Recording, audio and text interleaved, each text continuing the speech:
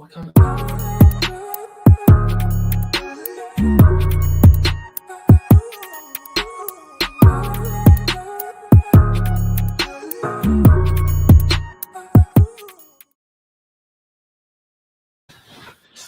Welcome, people.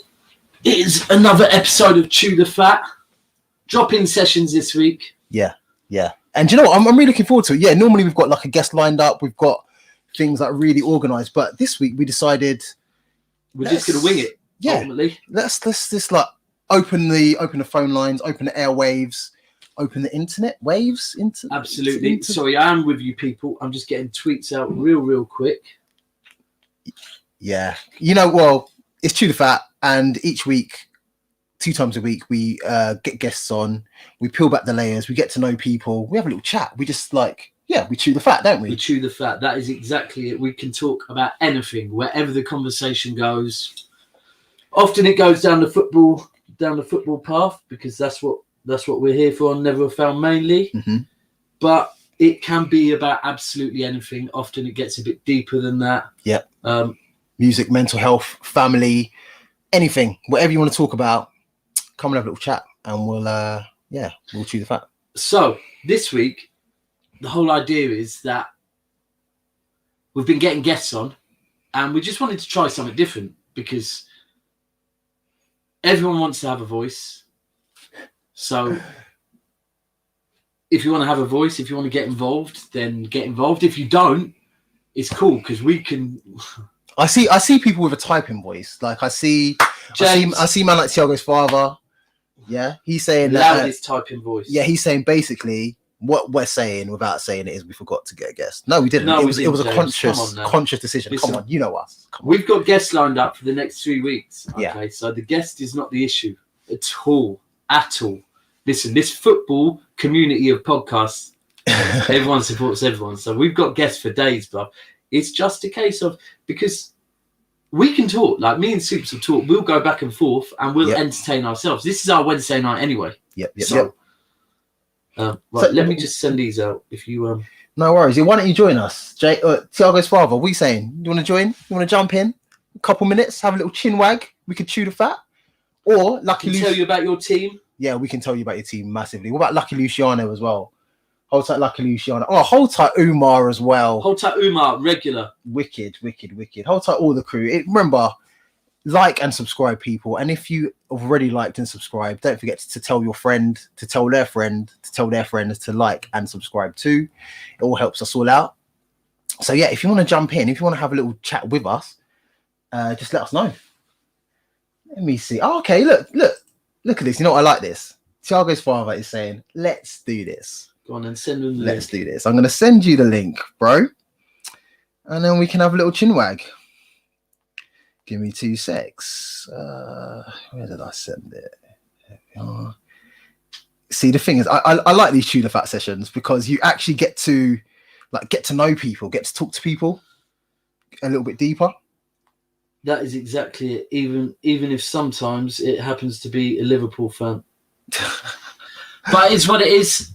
We will talk to James all day long. Do you know what? The funniest thing is, me and James often, after podcasts, end up talking for about an hour anyway. So might as well talk to him on the podcast. Might as well. Do you know what? Hold tight, Lucky Luciano saying when the trim is done, they're down.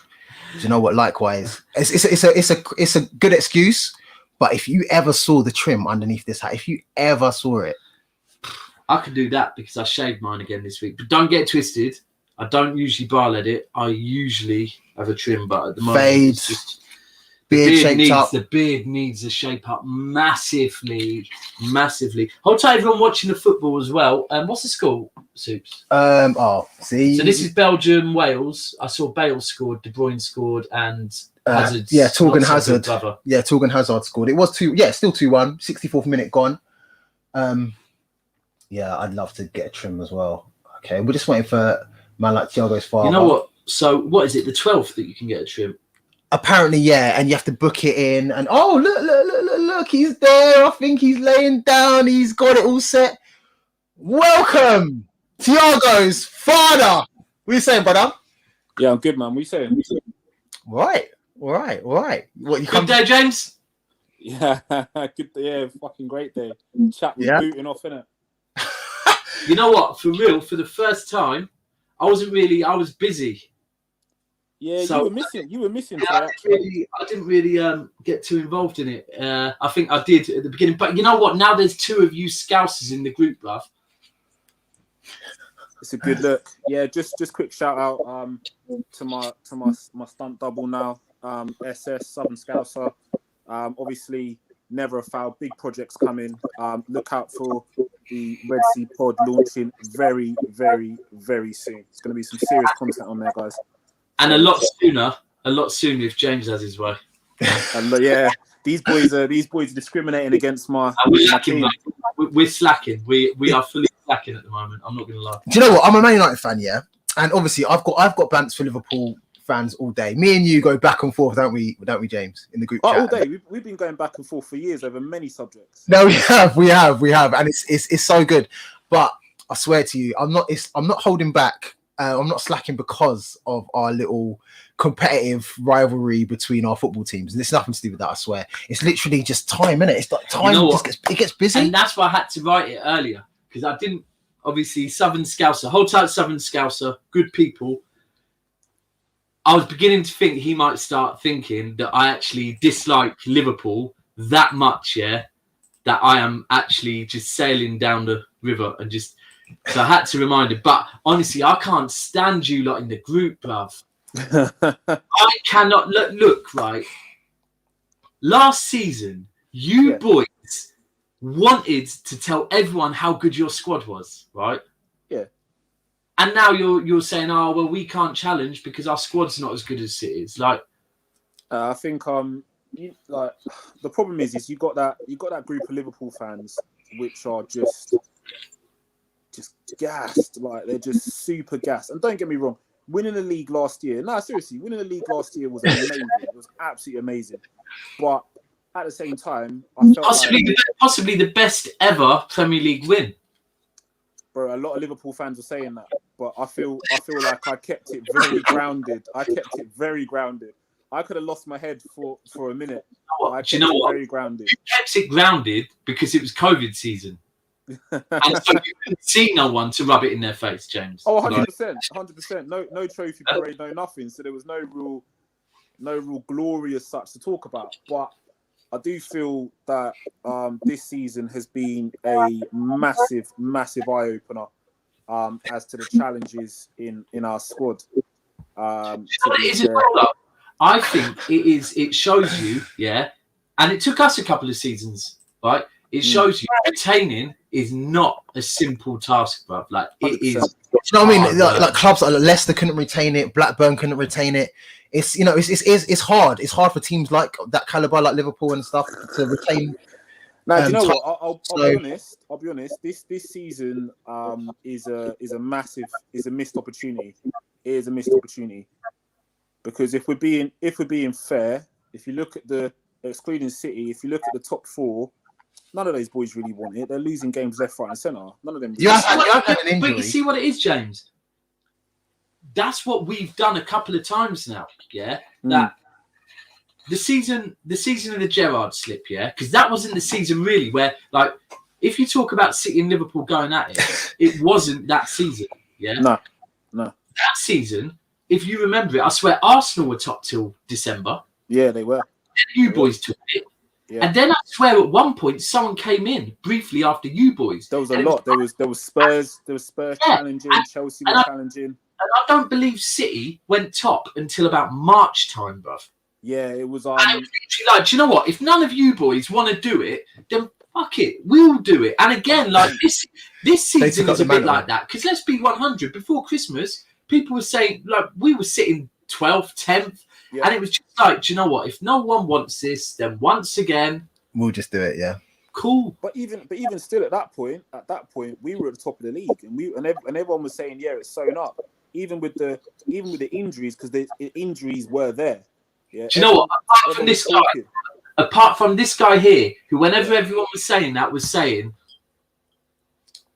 He was saying all the time, every time Liverpool won a game in October and Ty was saying, that's it, league wrap. Congratulations, you lot won the league today. You lot won today. I was just like, what? Yeah, it was peak like that. You know what? Do you know what I did? Do you know what I said? People getting excited that like during them games, and I was like, calm down.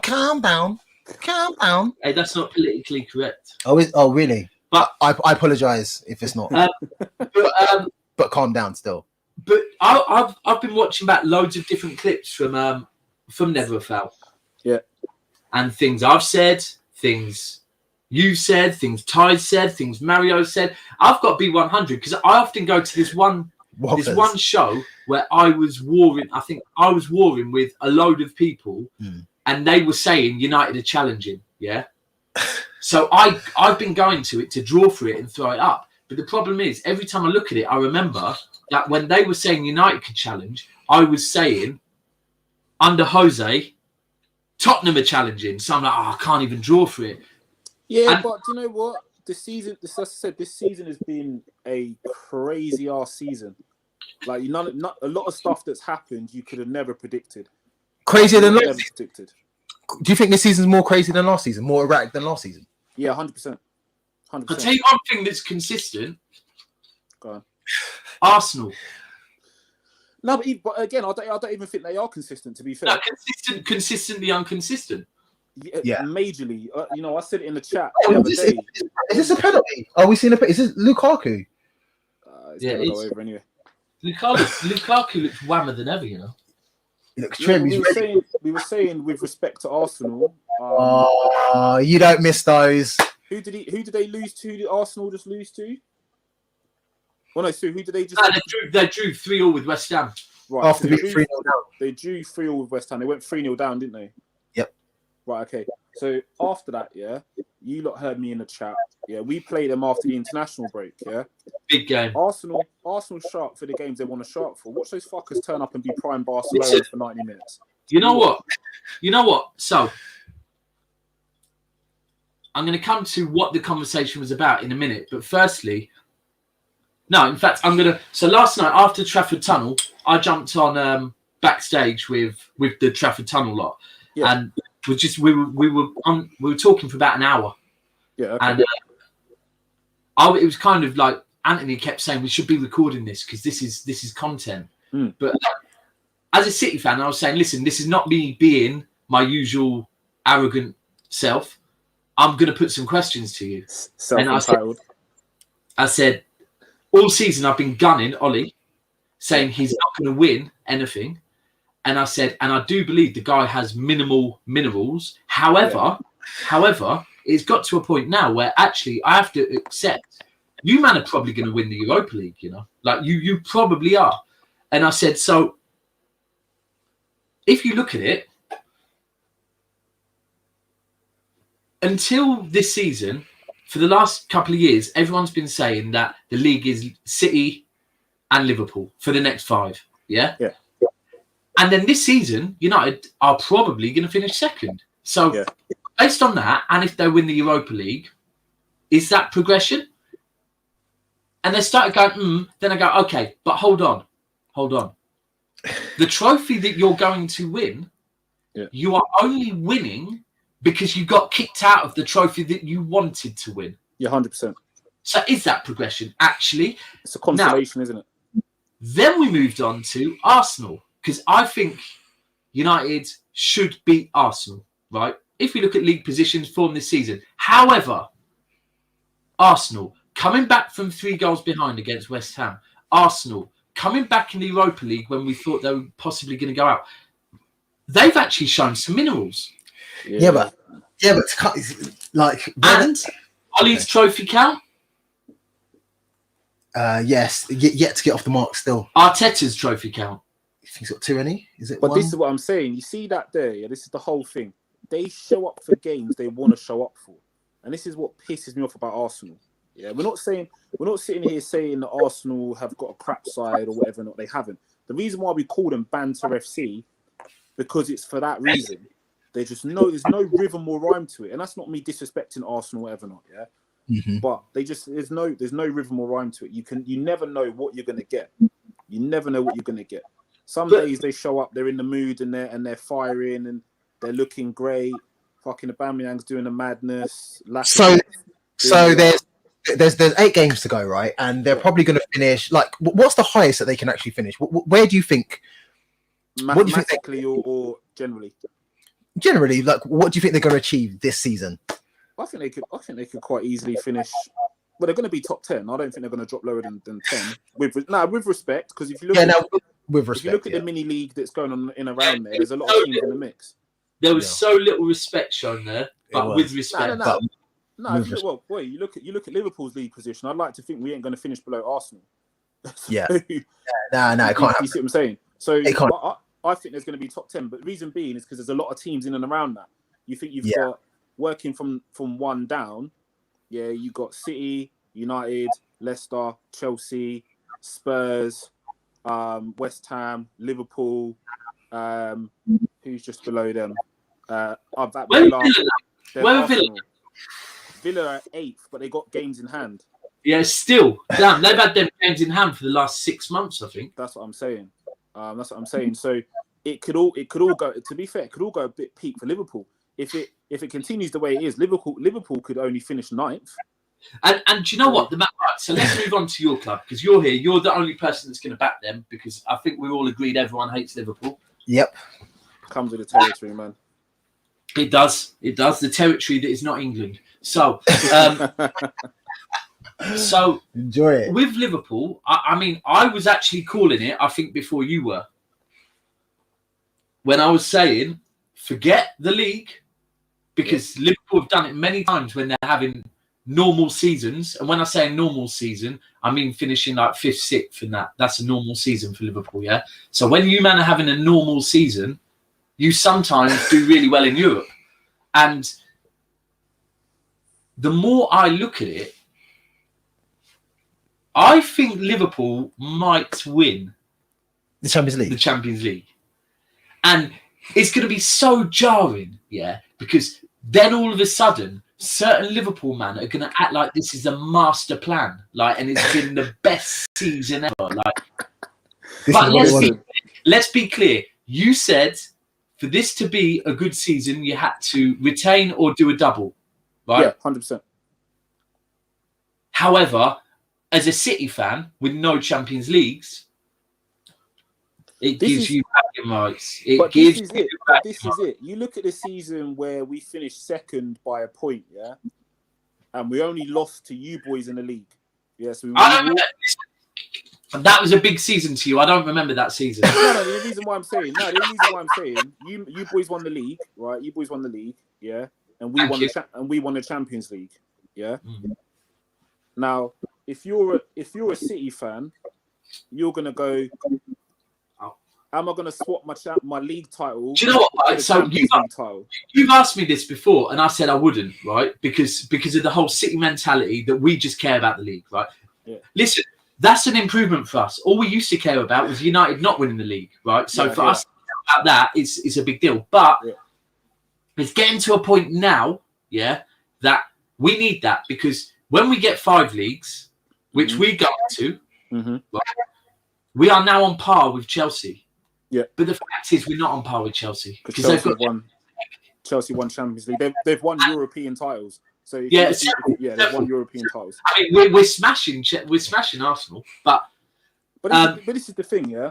And this is what we've often had this conversation about City, yeah.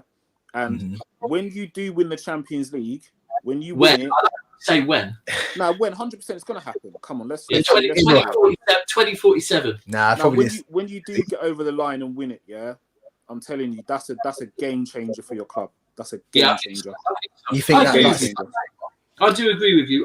I feel like this season, yeah. So when Pep signed his contract, and the fact that he signed a 2-year contract, if you remember, he signed it when we weren't sitting too comfortable in the league, right? Yeah. And it was kind of said that this season is just a kind of rebuild season. He's going to have a big summer, and then next season is go for everything, right? Yeah. And I feel like this season's taken City a bit by surprise. Like, I agree. They not even try and still in like great positions. Yeah, but that's the thing. I don't think City in their wildest dreams, yeah. I don't care what anyone says. As much as it's banter and whatever not, no one envisaged the drop off that Liverpool have had. No one envisaged that. Of course not. Yeah. No way, bruv. No one saw that. You were thinking... Let's be 100. When Van Dijk first got injured, and there was still a couple of other injuries around him, you lot were still winning every game initially. 100%. And when people were ruling you man out, I was the one saying, boys, you're ruling them out, but they're still winning every game. Still getting the results. And I said this before, in my mind, the Van Dijk injury wasn't the big injury. That wasn't the one. It was the Jota injury. That was the one that fucked it up. Yeah, and everyone's saying, nah, Van Dijk speaks. I was like, look, it's bigger than defence. If you look at us defensively, we're not that shit defensively. We're losing 1-0. So you're saying Van Dijk's not that important? No, what I'm saying is, as a collective, as a team, the mentality was there. We were resilient. We were resilient as a team. Yeah. What's happened? And you can pull together. You could you're so resilient. You can pull it together with Van Dijk or not. 100%. And we're not. You know what it is? No, we're not. What it is we're not scoring goals, isn't it? That's the problem. We're not scoring goals. So the thing is, that what you boys are seeing. Luckily, Luciano, I feel your pain, bro. He's going in on Ollie, innit? We'll move on to Ollie in a minute. What you're saying is, I said at the beginning of the season, right? I said you needed defensive cover. Yeah. But I did also touch on you being weak up top. I think that Firmino, as much as I resisted it for so long, Firmino's been my guy, yeah.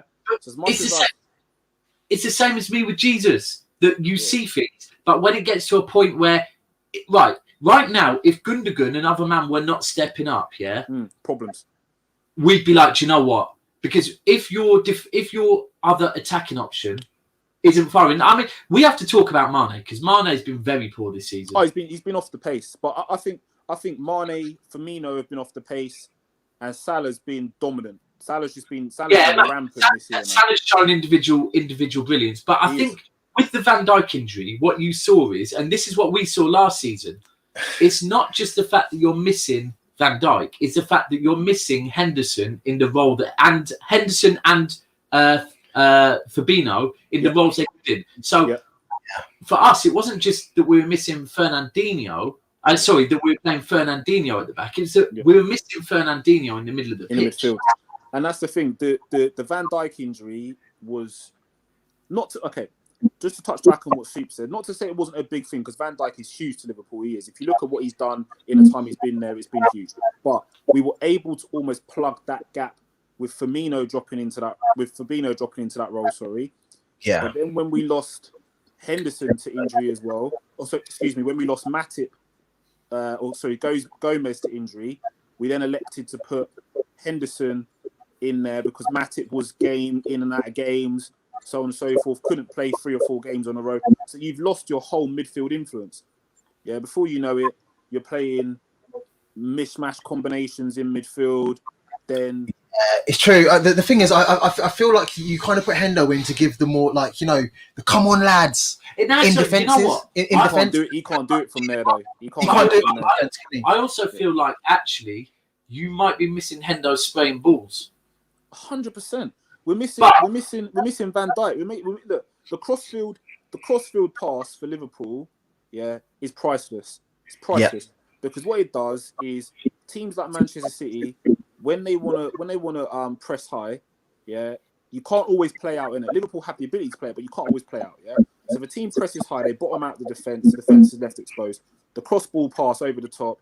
You got Firmino. So you got Mane that can run onto that. You got Salah that can run onto it. And the pace, you can't live with the pace. So you're going to get a counter attacks. We haven't got that impetus there. You've got no one that can play that ball. Kabak can't play that ball. But can't play that ball. Sorry, Daps. Yeah, and sorry, James. Like the thing you were saying. Do you remember when we were talking to Jess, Continental Jess from AC Gaffers, about this very thing about what Liverpool are lacking? And he said something about the second ball. Was it Jess who said it? Yeah. So Liverpool always. It's the second ball. So they do the initial breakaway, whatever, put the ball in, fling the ball across. Yeah. gets passed out from the and defense. they win the second ball, high press. Ball, Massive. Same with City. And the one thing I would say about that is that the one thing that last season I was so jealous of, right? So last season we had Fernandinho, who obviously was basically playing as a defender, and then we had Rodri in his first season, right? Yeah, I was mad jealous of the energy you had from deep in midfield, because you have, like, if we're listing it, the guys doing the dirty work: Fabinho, Henderson, Ginny, Keita, Ginny, Milner to a certain extent. Yeah, they're all workhorses. Yeah, and so, Keita has got away with a lot this season because he should have picked up where others. But I think is his foot not out the door, Keita, as well. I want him gone. Yeah, I do not Keita. Like, the guys come on. He's another one. Like, we were listening to him the other day in the group. Like, who's the guy that came to United? Mkhitaryan. He's like Mkhitaryan. He's like there's a few of them that have come from that side and just are not with doing Naby Keita, the issue is that he can't stay off the treatment table for long enough. Yeah. There's undeniable quality there. He's got quality because when he plays, if you look at our win ratio when he plays, it's insane. So he's got quality there. He does stuff for us, but it doesn't happen. Is that because he hasn't played this season, mate? If you look at I think what did you say? I think there was a good quote that came out of a show yesterday. The best ability is availability. Love that. Yes. They're talking about Bailly. Talk about Eric Bailly. Fucking love that. Yeah, no, it is. That's the first time I've heard it. Even being like into the whole football thing. That's the first time I've heard it. Fucking love that. It is true. Yes, the best ability is availability. Yeah. Yeah. So, yeah. You know what? And again, you can have all of the potential in the world. Like Eric Bailly, he's our best defender. Right. All the potential, but if you're not available as often as the thing, you see old school managers talk about this. You look at Jose Mourinho. Yeah, his thing is like you see it. No, he's got to play. Like I'm not interested about his little niggly injury. He's got to play. And players these days won't play through those niggly injuries. They'll never play through those injuries. You know, and I feel like he's one of those guys, isn't it, that won't play through those injuries. Daniel Sturridge was another one. Would never play through injuries. I'm gonna let you guys finish. I'm gonna let you finish. But touching on the availability again, very early doors in Never a Foul when we were in here, me and Ty had this debate about Bailly and Stone because he was screaming Bailly top five. They said it again yesterday. And I said, look, the problem is... You heard me in the comments, Soups. You saw me in the comments. But I'm not going to deny, first season, I thought Bailly was really good, right? Oh, I thought it was a wrap when they got Lindelof as well. I was like, Bailly and Lindelof combination. I was screaming a lot of shit. Man United fans can quote me. I was screaming a lot of shit. So I wasn't denying that Bailly has ability, but I said, I don't want to hear you putting him in top five because it's the same with Stones. And I said, I'm kind of done with Stones. I love the fact that he is staying at our club. Yeah. Like when we bought Ruben Diaz, Stones was like, no, I'm not going. I want to stay and fight for my thing, for my position. But the biggest issue with these players that can't put a run of games together isn't that you miss them. Like, it's not that you're missing them. It's that they're unsettling your defence, that you need to stay consistent. So every time Stones got injured for the past, 3-4 seasons, after 2 games, then injured, and everyone's like, oh, why does Pep never pick him? He never fit, right? And ultimately, if you look at it, I know Stones has been going through a lot. Yeah. This season, he's focused. And then, so this whole thing of availability is massive. Like, and unless someone's got serious injuries. And that's the thing. A lot of managers talk about. A lot of managers, you'll hear managers talk about rhythm, about rhythm. And what they're saying is his consistency of games. It's going to take him a bit of time to get his rhythm, because you need to adjust. And if you've been out for injuries for a period of time, you still have to adapt to the physicality again. You have to adapt to the pace again. The Premier League's not a joke. You know, you've got teams that will, like, you look at Leeds. Imagine going into a game with Leeds. Yeah, long. Real talk. That's They're onto you in seconds. Yeah. I get tired even watching them man play. Yeah. I get wheezy watching them boys run around the pitch. It's Yeah. Do you think that Lings should go to the Euros? And why? Do you think? Do you think he's done enough in the last few weeks to? Oh, listen, he's certainly done. Let's not deny it. Yeah, as much as I'm a big Liverpool fan, yeah, and I cannot stand anything Man United associated. Yeah, right. Let's be clear. Respect is due, innit? Respect is due. Let's be clear, but respect is due. He's gone there and absolutely shut it down. Yeah, he has given West Ham a kick up the arse. Literally, he's giving them a kick up the arse. Perfect time, right? Yeah, and it's not even fuck the football performances. So put his football performances to one side. Thank you. This is what I want. Energy, the vibe. Right. Yeah. So the vibe, the buzz. A squad, is more than 11 players, right? Yeah, it's more than on-pitch performances. And every tournament, we know there are certain people that are on planes that don't get a look out, right? So, and often it's a younger that the manager already knows he's not going to play. Yeah, I feel like the way, when I saw that group of West Ham players that never really celebrate like that, yeah. I know this guy in the dressing room, and maybe that's why he's been at United for so long, is infectious, right? 100%. He's got personality. Harry Kane has no personality, and he's the captain, right? Harry Maguire could not. Exactly. Lingard could be while them man are trying to rile up the team with dead team talks. Lingard will have man doing handshakes and dancing and that. And I feel like he needs to be on that plane. The problem is I get all of that. There's a good argument for that, but then someone has to miss out. So if you put him in, you might take out a James Maddison. Again, I know Jay's in the comments, fuck Chelsea, but at the same time, you might hold tight, I'll take You might take out a Mason Mount. Yeah, with respect to Mason Mount, that's a man that could miss out. Jack Grealish, James Maddison. Especially with Southgate in there. Is Grealish going to be fit? Doesn't matter. Well, if he's not fit, then there's a space. No, I don't think because even Rashford's not fit and he's there warming up. Yeah, but if Grealish ain't going unless he's going to be fit. Grealish will be fit.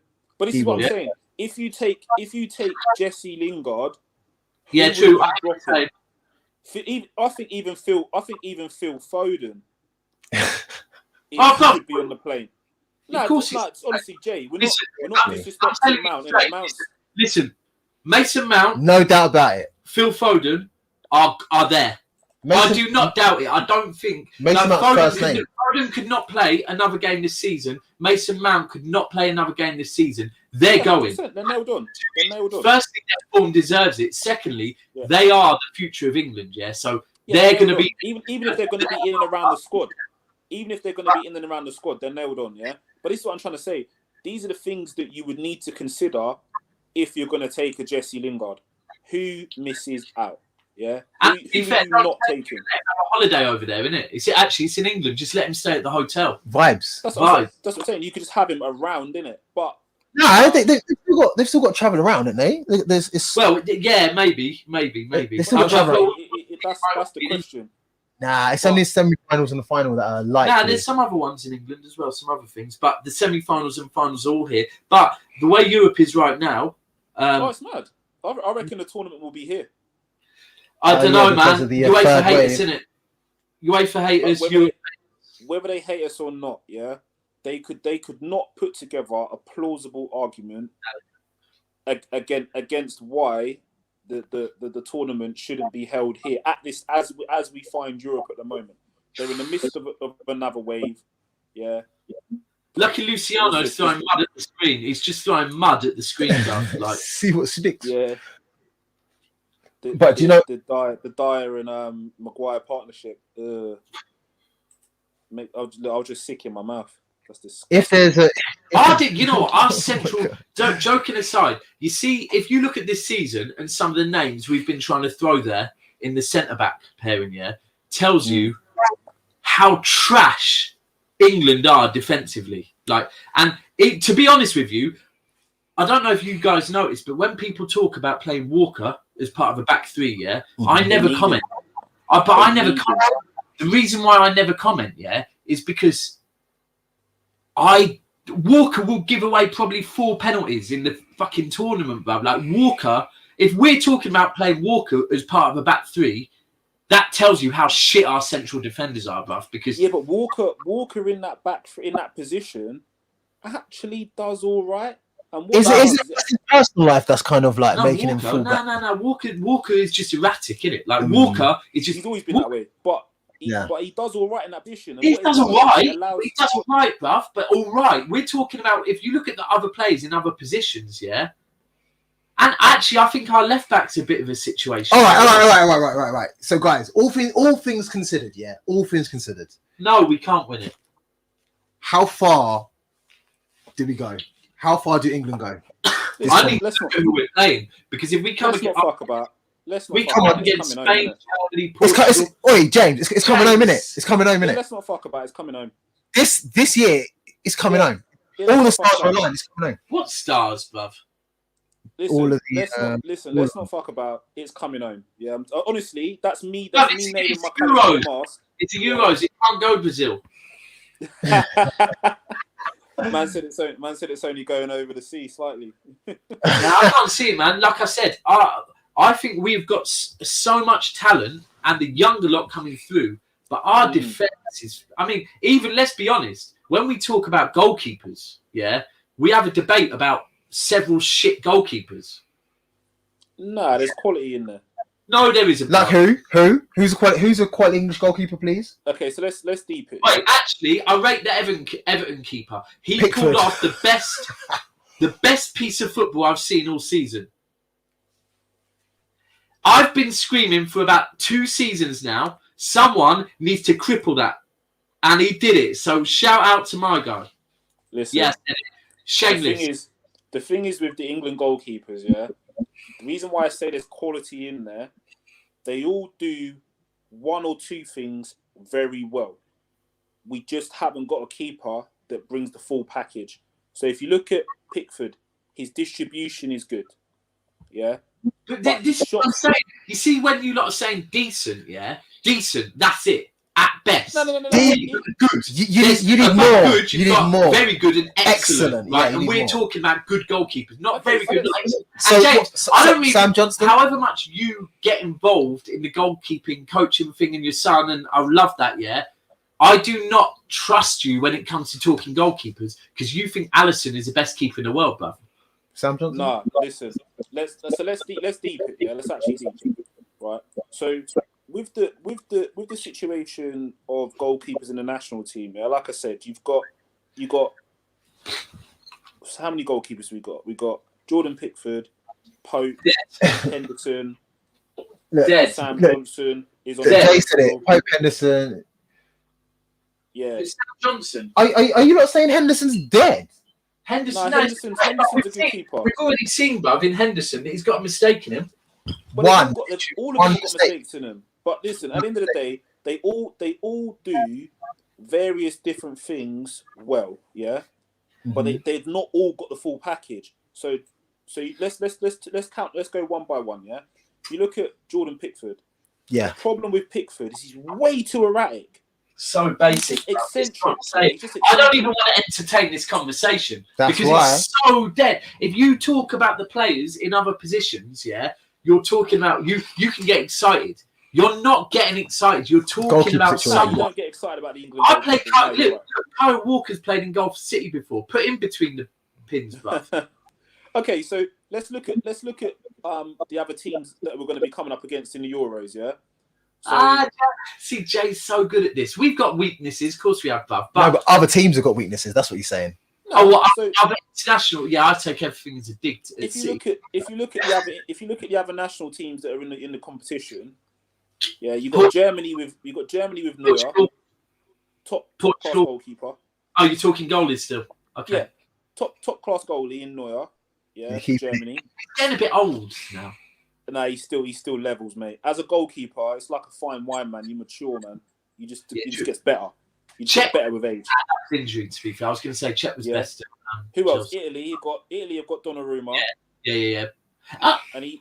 You know what? He's come good now, isn't he? Donnarumma. He's the toolbox. Yeah, he's starting to age and get better. Yeah, he is. Good keeper. Yeah. And you know what? He stayed there longer than was thought, because he was getting a hard time at one point, wasn't he? He was getting hammered at one point, and people were like, "Nah, he's not got it." This and that. You then got Denmark have got Schmeichel. Yep. And Schmeichel has been at Leicester for 10 years now. Yeah, no, I can't believe that. Yeah, when they played against United the other day and they said that stat that he's been there for 10 years. He's 35. Wow. You know what? The mad thing is, when we talk about Leicester, probably not enough credit's given to Kasper. Kasper's a top draw keeper. Listen. He'll always be in the shadow of. You rarely hear that. Peter, innit?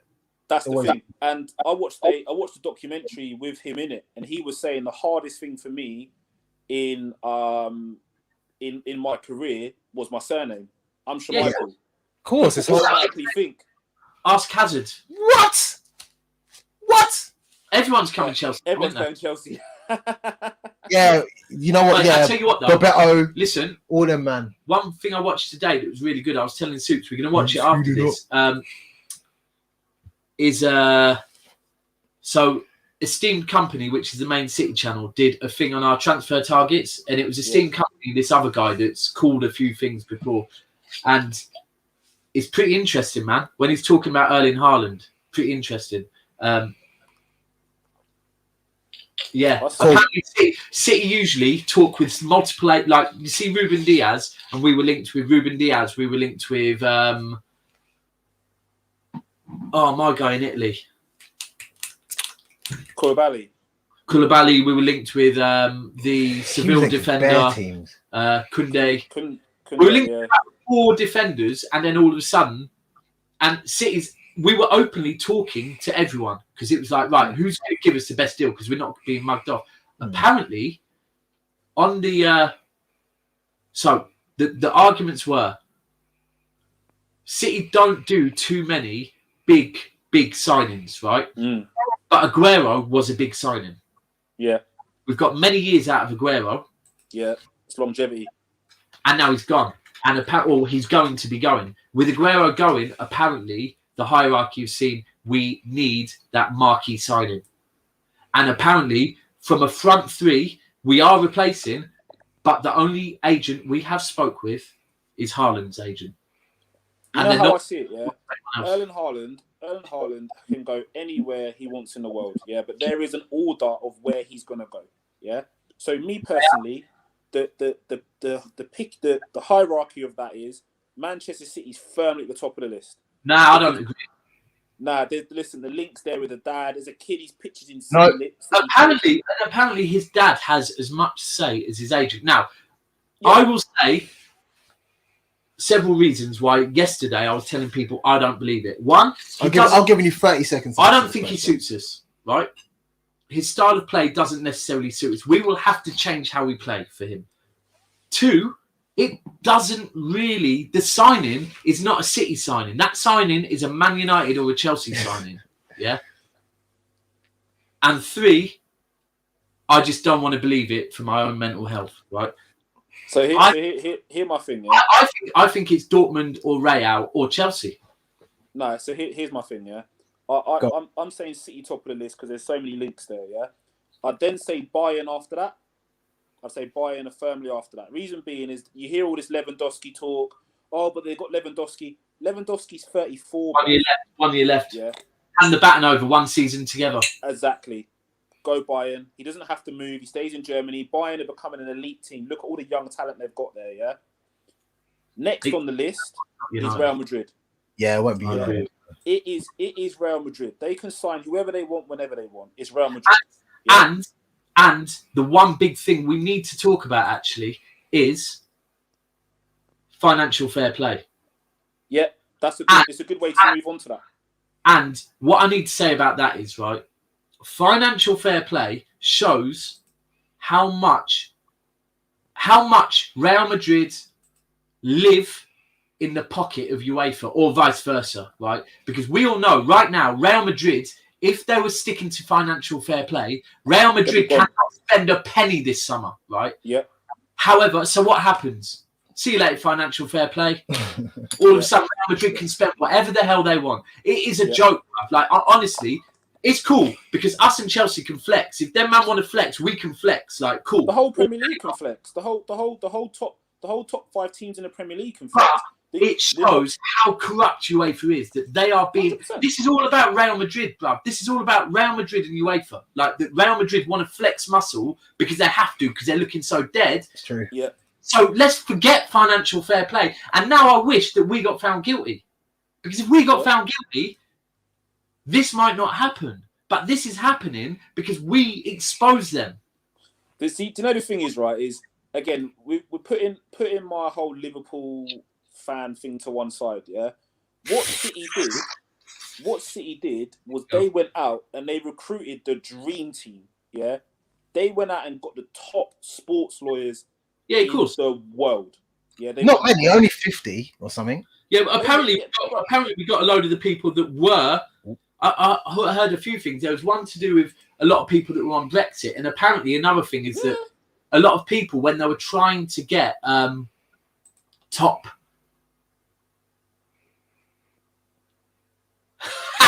Hold tight, Ash. Yeah. Wait, listen. These Spurs, man, will never rest. You know what? Kane is staying there because I feel for Kane, man. I feel for Kane. I feel for Kane because no one's paying 120 M. That's a good subject. We'll touch on that. But we will touch on it. But yeah, financial fair play. What City did, 100%. You know that because they early doors got told submit nothing. Yeah. Submit nothing. Let them take you to court. Yeah. It's cool. Man will wipe them out in court. Let them take you to court. Yeah. United can, but Glazers won't. You know what? I feel like... I think United... he's not going to go United. Luciano said earlier about it. He's not going to go United. No way. But I hate... You know, right now, United... United, look, I was just saying, I don't believe anyone will pay 120 million for a 28-year-old Kane that really, in this country, has not got that much commercial value, really. Because nowadays, big teams are looking for global commercial value, not England commercial value, right? Yeah. The only team that buy a stupid thing and go and buy Kane, it's not stupid, because United with Kane could win the league, but the only team that might buy him would be United, I think. Yeah. The thing with Harry Kane is, at the moment, Daniel Levy is pricing him out of a move. He's pricing him out of a move. And the only thing Harry Kane can do... For selfish reasons. Like what we just said, though, I don't believe United think they can get Haaland either. But everyone knows United need a striker, right? And United have already seen how Dortmund play hard ball. They've witnessed it with Sancho, yeah? And we've seen how Harry Kane this season will happily drop back. He'll do a Rooney. Rooney part 2. Rooney version 2, Rooney 2.0. How do you feel about Kane on Soups? Yeah, I'd love it. I think he could win. I'd love it. I think Kane could be the missing. I would love it. I would love if Harry Kane came to us. So I don't. What are we going to continue? Have you got more questions for James? Because I've got one question for James, and I'm going to give him 10 seconds. This is going to be the best question of the whole show. No. It's not my question. It's not my question. It's a question for someone else. But you've got 10 seconds to answer it, right? You won't be able to do it in 10 seconds. I've got a gun to your head. 10 seconds, James. Yeah, 10 seconds to answer this question. Won't happen. Oh, what? Is that the question? 35 mil. Yeah. What a snip. Of course you would. Yeah, 100% all day. Coutinho's my dog. It's a steal, isn't it? 35. Yeah, it's my dog. So 35 then is a mad price. But how old is he? Like 28 now? 28 now, but they still owe us P anyway. Oh no, James, I'm done with that. They don't. They're doing that. You man, that is what. Yo, you man, Edward patting that up, man. They still owe us P. No, they don't. No, they don't. Yeah, they do. They still owe us 50 M's. If he makes another 10 appearances, it triggers a clause. They still owe us money. Can you imagine that? That has got to be the biggest swindle ever. But I don't believe you. You need more people. right?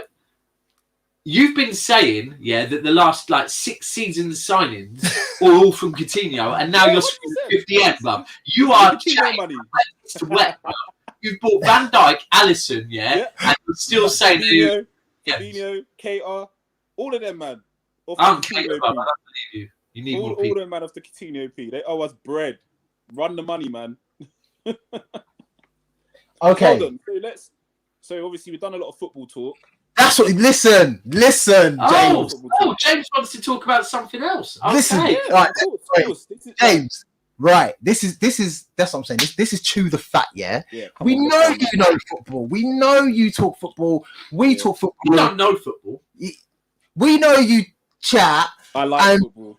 And then there's football and stuff going on. James just throws so many words that you just I forgot. He bamboozle you with words. Tries to bamboozle man with words. Kind of like a bit like the way Lings is stat padding Marshall. Gosh. Yeah. Tries to bamboozle, man, just talks and stuff. But do you know what? There's so many ladies. We've known each other for years. We want to get to know you. We want other people to get to know you. So first of all, let's start with a fact or something that people would be surprised to learn about you. Oh, I learned one the other day. I'm not going to say that on here, but I learned a sick one the other day. Still, what people would be surprised to learn about you? James actually does have central heating and doesn't need to have it. Jay's saying, what's the best bin you've ever slept in? You know, wow. Slept in? Yeah, what's the best bin you've ever slept in? What's the most exclusive bin you've ever slept in?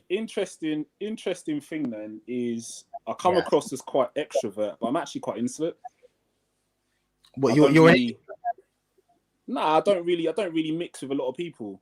So a lot of people perceive me as being very out there, and do you know what I mean? But when I'm really not, I'm a bit of a home guy.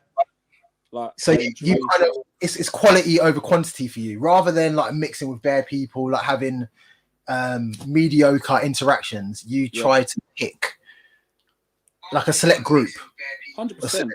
I'd rather be around genuine people. My thing is about genuine people. Have you always been like that? No, I learned it growing up. Honestly, I learned it growing up because you can almost put yourself around too many people. Okay. So do you know what? That I'm sorry to cut you off, but I'm speeding it along. That sounds like you speed it along. That sounds like you learned a lesson. You learned how to be like this because of something. Was there a specific incident or a string of incidents that made you start to trust less people or be around less people? No, look, it's not a trust thing. I think it's you, as you grow up, you learn where to put your energy, because ultimately not everybody has good intentions towards you. And whether that's physically, whether that's emotionally, whatever that is, not everybody has good intentions towards you. So you have to learn to separate yourself, and I'm a firm believer in that you can have friends, and you can have acquaintances. Yep. 100. You can have acquaintances. Can you give us an example of when you learned that somebody was a? You are really going deep. No, let's do this. No, that's what it's about. I'm happy to share. Just there's multiple examples. You don't have to, obviously you don't have to give names, you don't have to give locations, you don't have to give anything away, but there must have been a time where there goes the gas. Here we go. Has anyone got some money for the bin dipper? Yeah, can you put some money on my electric? He's actually just trying to show us his Philips lights. Hold on, sorry, 1 minute. Now, you know what? While you're doing that, firstly, you've learnt younger than I did. Secondly, not even when I first met James, because when I first knew of James, I didn't meet him, but when I first knew of James, I just was an idiot and didn't like James, because then I met James, and kind of he became an associate. Now, at that point, my view of James was that James was the most unhumble, the most arrogant, the most bossy.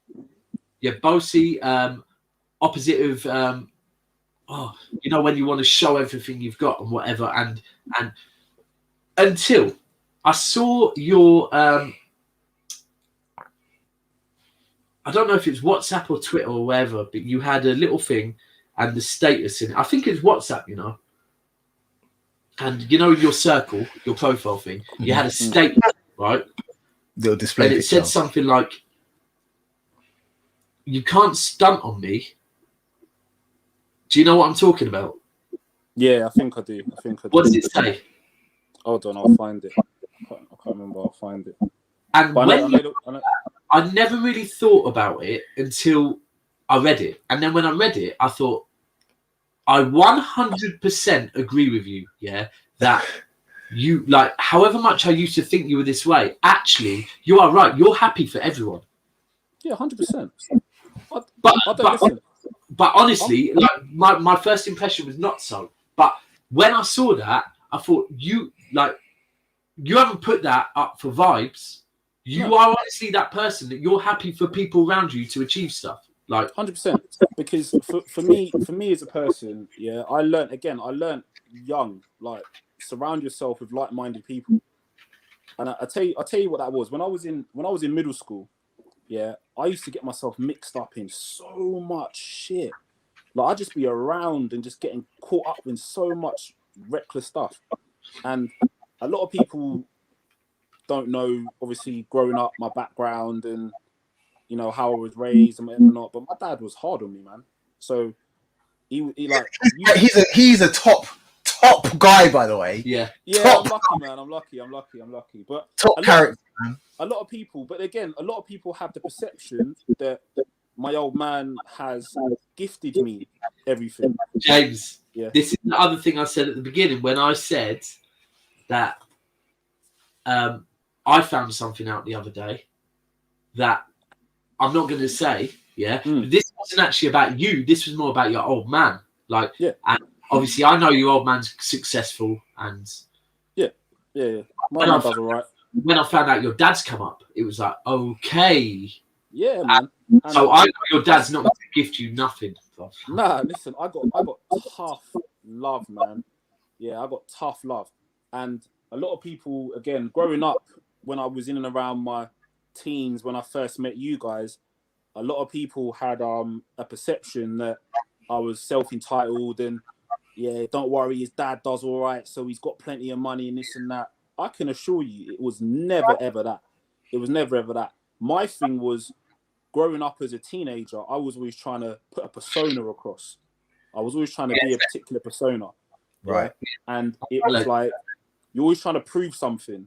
So some of my demeanor and my attitude that I had at that point, and I think a lot of people in their teenage years are guilty of it, was trying to prove a point. And I learned probably who you are, aren't you? So I learned at 2021. Yeah, good was my big changing point when I had my eldest son. That was a huge changing point for me. Thiago? No, that's Regan. So the eldest one. Oh, yeah, Thiago's youngest. Thiago's youngest. So about your name being Thiago's son. Thiago's 5. He understands the link to the football thing, so he's all right. He understands the link to the football thing. But no, that was a big changing point for me. And then I kind of changed my ways a little bit, and but then again, you lapse back into old ways. And when it really hit me was 25, when I had my middle son. That's when it really, really hit me, because it was like, you've not got nothing really going for you. You're living in rented accommodation, not shout at the people that rent, but you're trying to stunt, like you're living above your means to try and portray an image. Everyone does. I just changed my ways. I started becoming more insular, focusing on my work ethic, focusing on sorting out my finances, because my finances were in a mess. So focused on that, and I set goals, and I've stuck to my goals, and it was just simply about. I feel like you had the most powerful lectures from your dad, bruv. Oh, I was mad, man. It was terrible. Like I bet they were presented as lectures though. It's this kind of combos. Yeah, Your dad is like. I always remember your dad bailed me out at the twins' christening, bruv, because like they were like, I was waved, getting my munch on, and someone was like, "You need to do a speech." Like, okay, and I was like. Do you know what? I think a lot of people miss this as well. They think like when you're saying you're Thiago's father, they think you're talking about obviously football. The players. Yeah, No, but your son's actually, you are actually Thiago's father. But yeah, your dad jumped in when I was slurring and talking a whole heap of nonsense. Your dad jumped in and took the mic off me, and I was like, "Yeah." But your dad, like, I just imagine your dad giving some powerful, like speech. Yeah. You sat there trying to pay attention, and Ryan just sat there like. Yeah. But do you know what, right? This is the crazy thing. As a youngster, me and my brother were real close when we were young, like real close, like inseparable. Yeah. And both is, pardon? Both Blues. Unfortunately not. Yeah, for him. Both Blues. Oh, see, no, whoa.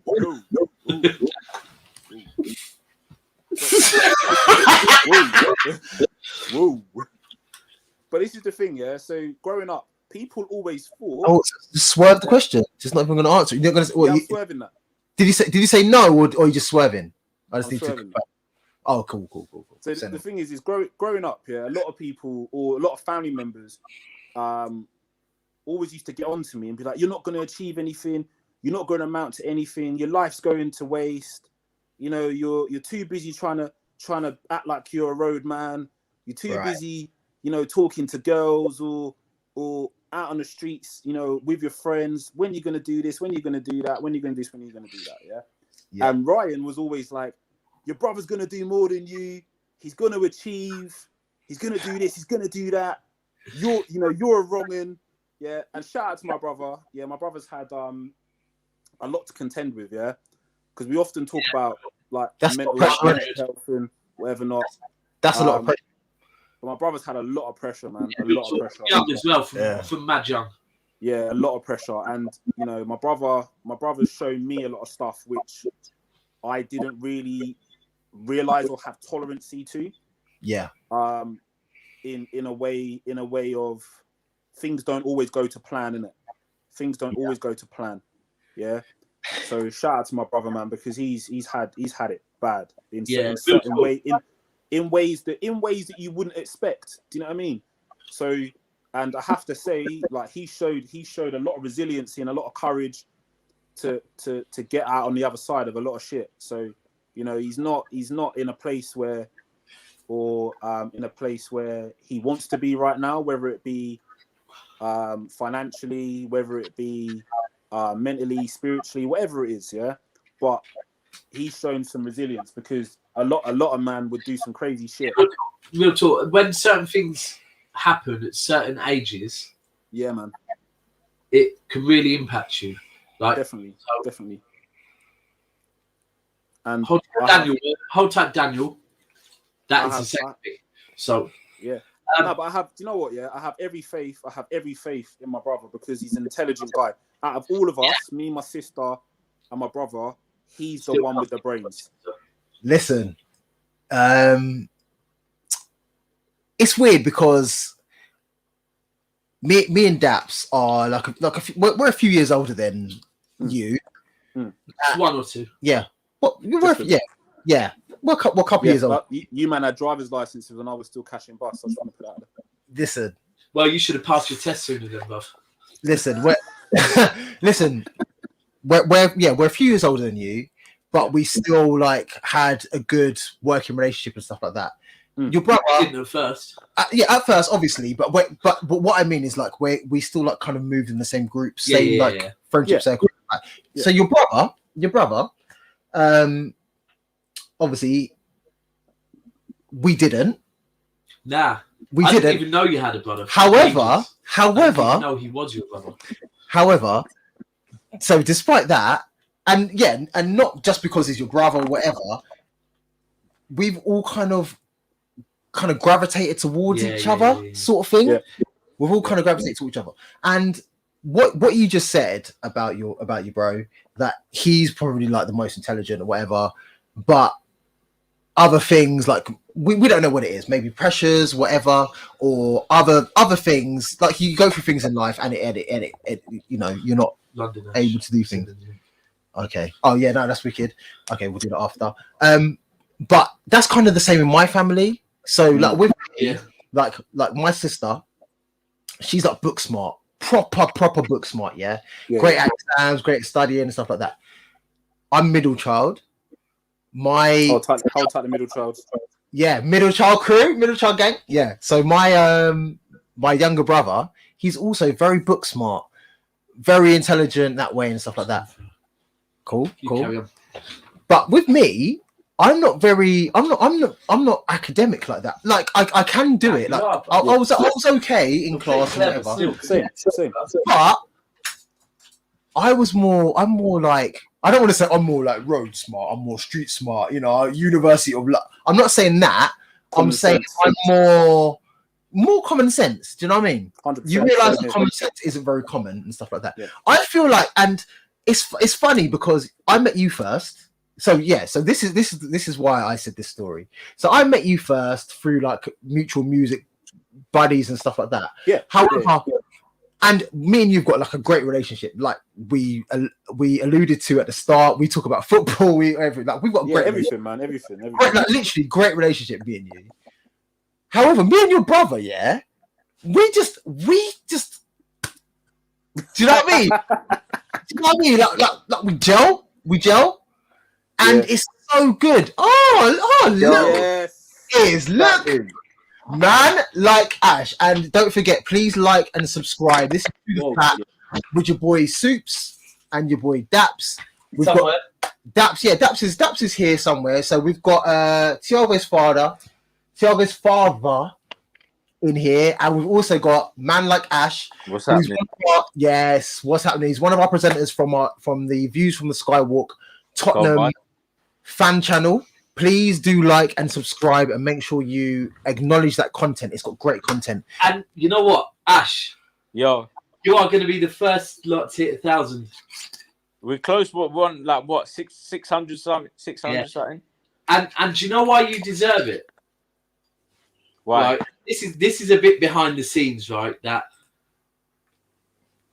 this guy gives out instructions to people all the time about the information he needs, right?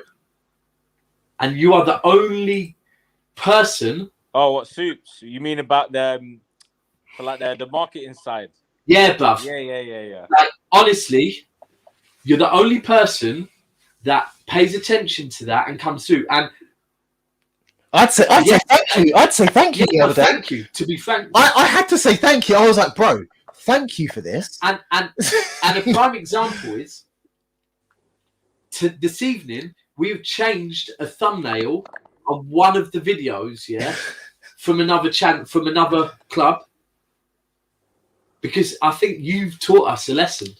Like your head, that spineless, you've spineless. Wait, that's spineless by telling them to tell you and teach you. That's what you need, bruv. That's what you need. It needs to be violence, bruv.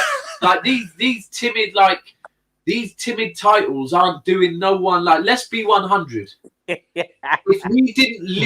we weren't trying to do our best doing what we do, then all my hashtags in the background on YouTube would be like nothing to do with anything anyone's talking about. Take note, James. And the title would be something wild about Boris Johnson and COVID or something, just for clickbait. But you've managed to find a perfect title that summed up that period of football for your club.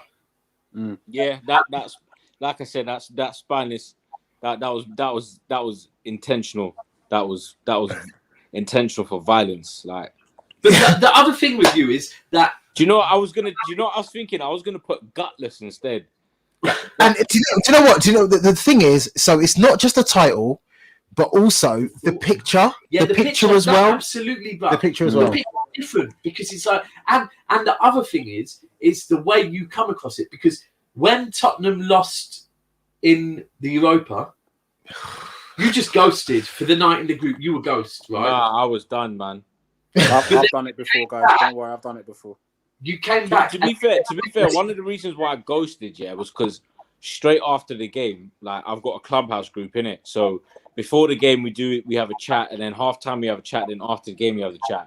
So after the game, I was just like ranting on club, like not just me, like a couple people in the group, and then like all my group chats were popping off, and everyone's like, "Oh, Ash's gone missing." I was like, "Shut up, man!" I was in clubhouse. I was taking care of business. In it, like everyone's like, "Oh, Ash's gone missing. Look what happens when Spurs lose. You can't get through to." I was like, "Shut up." I mean, and I knew that. And the thing is, and it's the way you then pop up, and you pop up with, right, I've thought about it, and I've assessed it, and this is my view on things. Like that, I mean, I can't do that. I just. This sounds really good. I roll out and block people. Do you know what? Yeah. Speaking of changing my views, I've actually changed my views on Jose. I don't think I told you like this. I'm Jose in. You did. Did I tell you? Yeah. Yeah, I'm Jose in. I'm Jose in. I didn't know you changed him to that. What? Yeah. Bro. I'm Jose. Wait. Ash. Roll it back. 30 seconds. 30-second summary. Yeah. Why are you now? Why have you gone from Jose out to Jose in? 30 seconds starts from now. Okay, so couple of the main reasons. I feel that the style of football that we play, I feel that having two centre-backs or maybe one centre-back and a midfielder that he wants would significantly change the way that we transition from defence to attack, which will completely change football we play. Number two, Jose already knows which players he wants out, which players he wants in. Another manager is going to have to try and reshuffle the pack and try and get a tune out of some of the shit players. So right now, I feel that he's come to a point where he knows what he needs, and I feel that he deserves a chance to get those players before I judge him even more. Okay, so you feel like he deserves what? Another season? Another 2 seasons? Yeah, and like I got to think about it. People saying he's been backed. Well, he has, but he hasn't at the same time because he wanted a top class centre back. He didn't get one. The only signings he got that he wanted was Doherty, Reguilon, and Højbjerg. And I don't think that's enough because our team was just depleted before. Like, look what happened when Pochettino left.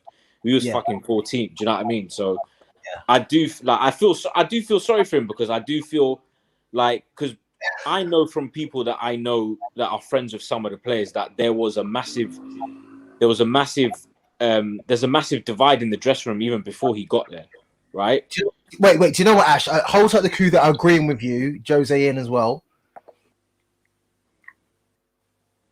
Oh, Rutty's popped up. Hold tight, Rutty. Rutty. He's saying, you know what, Rutty he agrees with you. Rarely available. Jose in. And Rutty's even popped up for this. Listen, Rutty's always here for Spurs scumbags talk. No, he's always here for it. He's there for the Spurs. It's a matter of time until Mario pops up. You think I'd be sat in the comments if my team was 10th, bro? Are you mad? You know what, though? It's interesting when you say that, though. When you're talking about your squad, and what Jose's got. If we're being 100, it's so true because, like, we were talking earlier about when a load of people were saying United were challenging, and I was saying no, they're not, and I was screaming, Tottenham under Jose is a different Tottenham because Jose's got a winning mentality. But if you actually look at it, Tottenham's squad is not yet good enough to challenge for the league. Like, it's not. Nah, nowhere near. Like, so, do you think you'll get top 4? No, I don't think we will. Like, who's going to be top 4? I reckon it's going to stay how it is. Great, I don't reckon it's going to change. I think we'd be lucky to get. Do you know what? I can't see us beating Chelsea to it. I mean, the only team that I can see bottling it is Leicester. But at the same time, but how? Because they smashed. Like, did you not see the United game the other day? They destroyed United in the midfield. I said that the other day, yeah, and he kind of took it the wrong way. He thought I don't know what he thought, to be honest. But on extra time, I was saying the thing with Leicester is that Leicester take bare points off of the top 8 teams, but then they go and lose stupid games, bruv. Like, yeah, I think it can change. I think it can change. Of course you do. You're Liverpool, bruv. No, but taking Liverpool, you think Salah's winning play with the season, bruv? Taking Liverpool out of the equation. Please do so. I think that Chelsea have got that new manager bounce, but they could lose games. United could lose games. Nah, United are not dropping out of top 4, man. Let's be honest. Nah, they're not. Leicester can lose games. It's not happening. Anyone can. This is the whole thing. I hate when people say cans. Yes, Callum. And do you know what? Big up Callum, man. Do you know one of the other reasons why I changed my mind about Jose? And it's because when I look at the players that Spurs fans love, and these are the players with the mentality that people want at the club, and that's players like Kane, Højbjerg, Son, even Lucas Moura is one of them. These guys have all come out and publicly backed the manager. But you can see that Lucas is like Lucas more above his performances when you man haven't performed. Yeah, he steps up. Proper, man. Proper. And do you know what? Yeah, one thing I never ever question Moura on. Even last season when he wasn't performing, is his attitude and his work rate. You can't those people are not bad apples in the squad. Like they might have a dip in form and product wise, but they will when the team need them to ride out for the team, you can always count on them. So he was proper, man. Even in the Arsenal game, he looked like the one guy that wanted to try and drag something. And it's like when I look at all the players that have come out and backed Jose, these are all the players that I want in this squad. All of the other players that I don't want in this squad, it's like those are the ones that it seems like he's got a problem with. Yeah. Big up. That's the problem with Jose, though, that Jose is such a...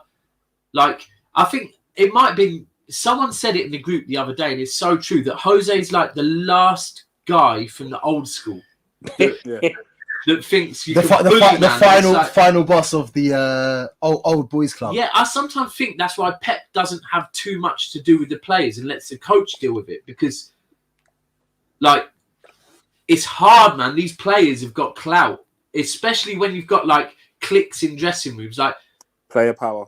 That's why I think Ollie's doing an all right job, because in United's dressing room, they've got the ability to form some serious cliques. Like, and he's managing to kind of keep them. But Jose is that guy that we all know it. If Jose don't like you, done.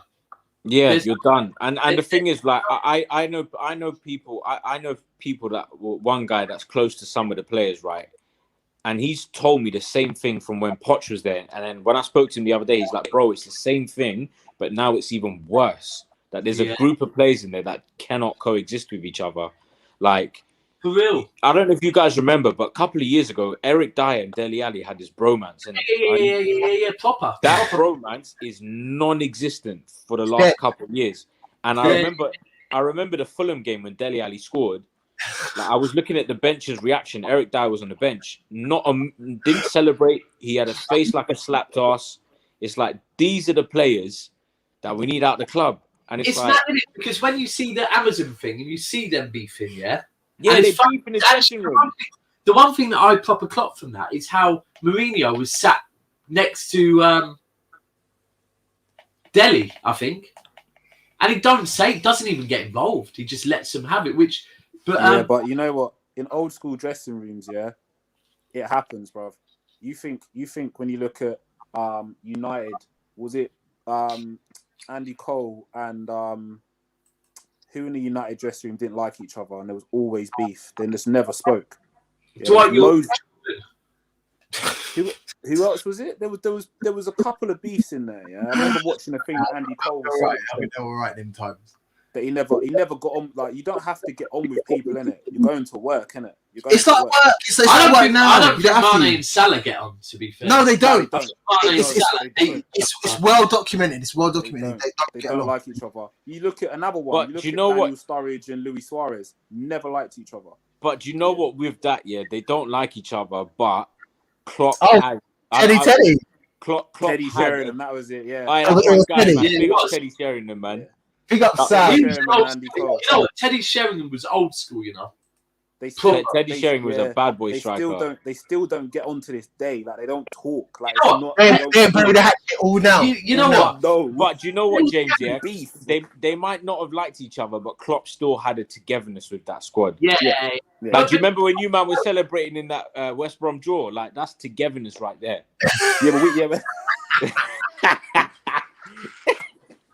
Hey, listen. Hey, you know, hold on. Even though it led on to big things, yeah, that is still one of the most Tim Pot moments from a Premier League. Do you know what? That is as bad as celebrating the Audi Cup. Listen, that's true. That's true. Man, right, listen. No, but do you know what with the Audi Cup, yeah? Now, hold on. Don't try to flick off, yeah? Listen, don't try to switch off on this one, right? With that whole thing there, yeah. Don't try and excuse it, blood. That was my dick. You know what?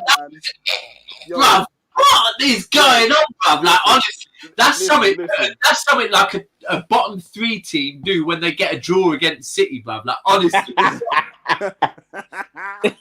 You know what? Yeah, it led on to a big thing. Look at Fergie time as well. Behave yourself. Yes, Sam. Breathe. Yes. Why are you trying to open up worms on listen, if Sam got in here, yeah, if Sam Tim Pot moment, it would be bedtime.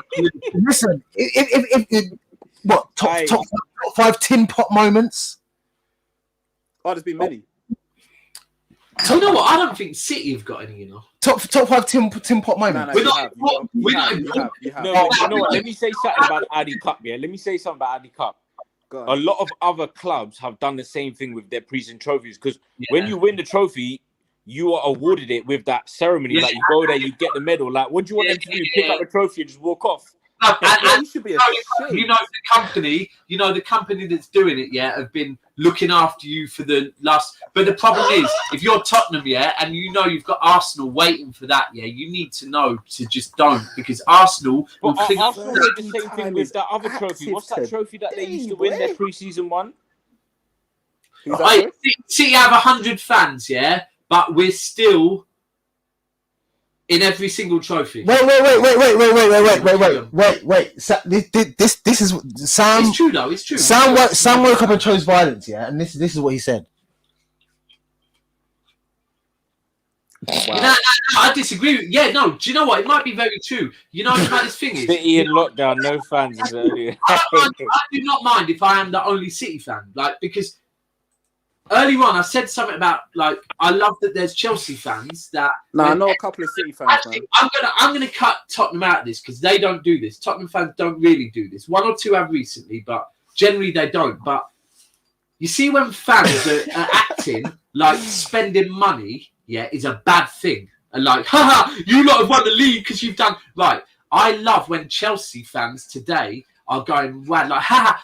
Abramovich, go out and splash the cash, because it's making me think at last we're not the only ones that realise if you want to win stuff, you spend money, right? So moving on from that, speculate to accumulate. The other thing that fans have, so the 2 things that top fans of top clubs, aka Arsenal, mainly, to be fair, secondly Liverpool, and ever so slightly United fans, always draw on 2 things when it comes to City. 1, the spending of money, and 2, the fact we have minimal fans, right? Cool. Both of them, if you actually look at it, is very similar to telling a white person that they've got white privilege. It's not an insult, right? It's not an insult, So we do have minimal fans. So all you big clubs, that act like that's an insult, you are getting dicked on by a team that has no fans, and a small club, and they are taking the piss out of your whole life. Arsenal. I feel like that is the number 3. That was violent. That was violence. Wait, can you sense this? Listen. Actually, James said earlier, talking about money with City fans triggers something. No, it does. You That when you for me, Right, that's so true. You know. listen, for me, that was a number. So we're doing a countdown. That was a tin pot. We're doing a countdown. The top five tin pot moments. We weren't in it then. That was number 3. Solid number 3. Yeah, that was a solid number 3. Wait, so what other ones have we got so far? He's not going to put nothing to do with Man United. Look, even see, look, it's there. It's oil there. money, yeah, oil money. It's there. Day, oil yeah, money. number three. That was number 2. Tin pot moment. Go on. In football, Go on. English football history. Yeah, it was funny, but yeah, it's funny. But I do know what Ash is saying. When you've gone to in the summer, everyone knows every tournament is about the commercial value. So you've been told by your boss, go out there, pick up that trophy, and talk about how happy you are. Like, yeah, of course, you're doing your job in it. Number 1. Yeah, everyone's saying it though. I get it. I even pulled it up myself. Standard, Audi are one of our main sponsors. Okay, so you got to big it up, haven't you?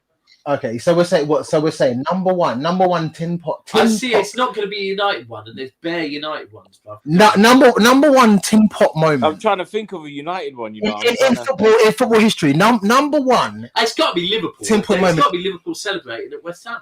Gerrard slipping.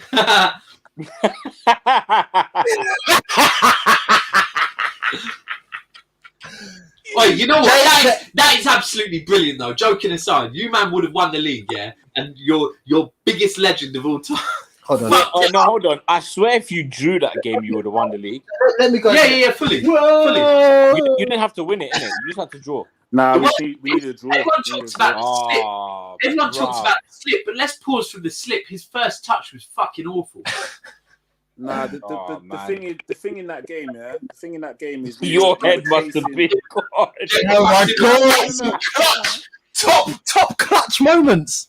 Go on. Nah, we were chasing goals. You know what? It is what it is. I actually think West Brom was more embarrassing than that, to be honest. That was. Wait, no. Do you remember Adebayor's celebration in front? Listen! When he ran the length for the pitch. Do you know what the best thing about that is? Yeah, man said, "Fuck your entire club." That's what I'm saying.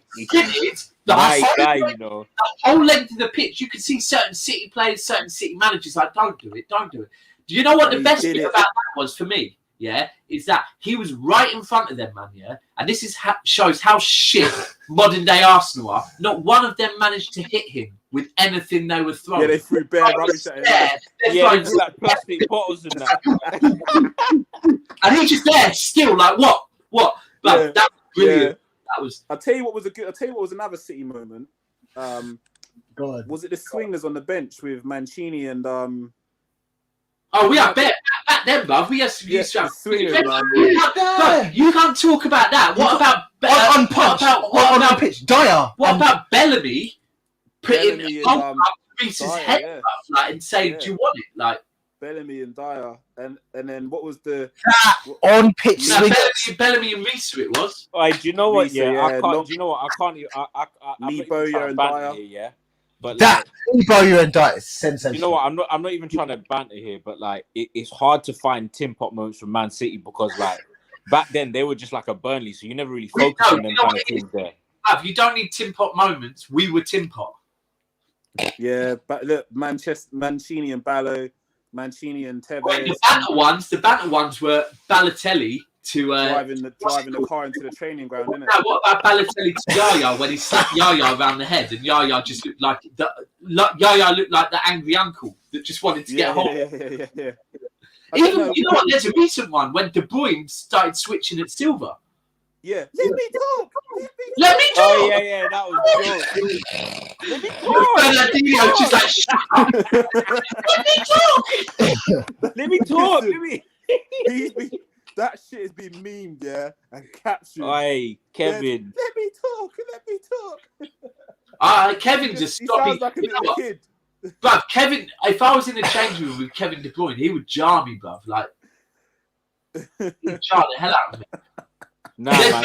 I still don't believe any of them are worse than celebrating beating West Brom, bruv. Like, to be honest with you. Nah, hold on. The way that they lined up with the fans, all holding hands, that is the worst. Let's deep this though, yeah. Let's deep this though, innit? Yeah. Just, yeah. Let's deep it.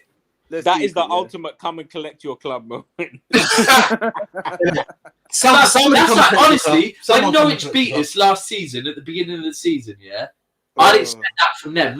Not big, best Premier League ever. Man like Salah playing for them. But listen, them times there it weren't Salah, bruv. Them times it was Ben Teke and Jordan Ibe and them man there. Yeah? Bruv, you thought Jordan Ibe was better than them man there, yeah? Further ahead. Jordan further developed. Sterling further ahead 1 year younger. On the subject of Jordan Ibe, bruv, he's going through it, bruv.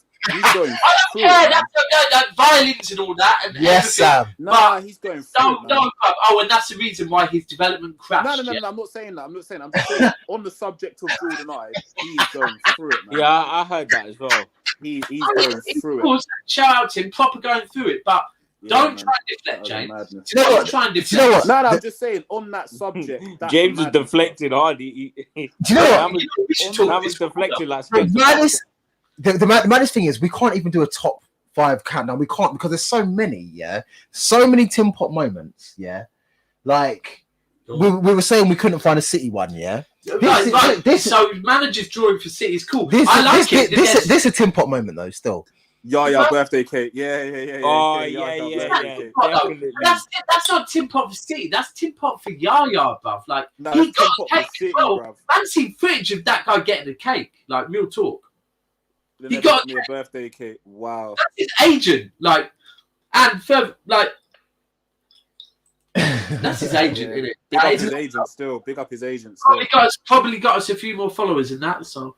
Probably did. But no, the thing with the Liverpool West Brom thing, We say what? Just do footy is a mad one, because you think from the club's perspective, Klopp, obviously coming from Germany, that's the done thing over there. Them man go and celebrate with fans after the game all the time, bro. No, don't try to make excuses, bro. No, I'm not. What he's done, he's saying football. Nah, he forgot himself. He forgot where he was, bruv. They don't do that in the UK. You can't do that. You'll get slaughtered. We don't do them things, bro. That's what I'm saying. You can't do that. We don't do them things. Do them things. But do you know what he's done though? After that, I remember when he come out and done the speech about it and said, "Look, I don't want any fans leaving the game at." I think there was a thing he done. Fans used to leave at like 85 minutes. And he was saying, I don't want any fans leaving at 85 minutes. I do it all the time. It's beat the rush hour, man. I do it all the time. If Tottenham are winning, for me, I can't leave if it's a 1-goal lead, knowing my club. Yeah. If Tottenham winning what? If we're winning by it has to be more than a 2-goal lead, because knowing my club will concede in 2 minutes. But if we're winning by 2 goals and it's 85, I'll head out. So people, a lot of fans. If you want any more positive spins on Liverpool, make sure you lock into Red Sea when it comes. Red Sea pod. Huge positive spin on anything to do with Liverpool, bruv. Like you 100%. Try and spin it round, bruv. Like 100%. No, but for real though, obviously, just to touch on the Red Sea pod, it's gonna got some big content coming on that. I'm really looking forward to doing that. Also, follow me at Thiago's father 89. Please do. There is a reason why it's Thiago's father. I didn't just come up with it because of Thiago the player. My youngest son is called Thiago. This season. No, see, look. Do you know what? Did it even start for you now? Or is even Klopp thought, it's not working? I was about to say, but if it was based on that, I would have been like, your son's gone missing, bro. Your son's done a Madeline McCann this season, bro. Too soon. Too soon, Too soon. Long time ago. You need to get my brother on here. Listen, my brother's from Leicester. I know. No. Real talk though. We need to talk about Thiago. Okay, yeah.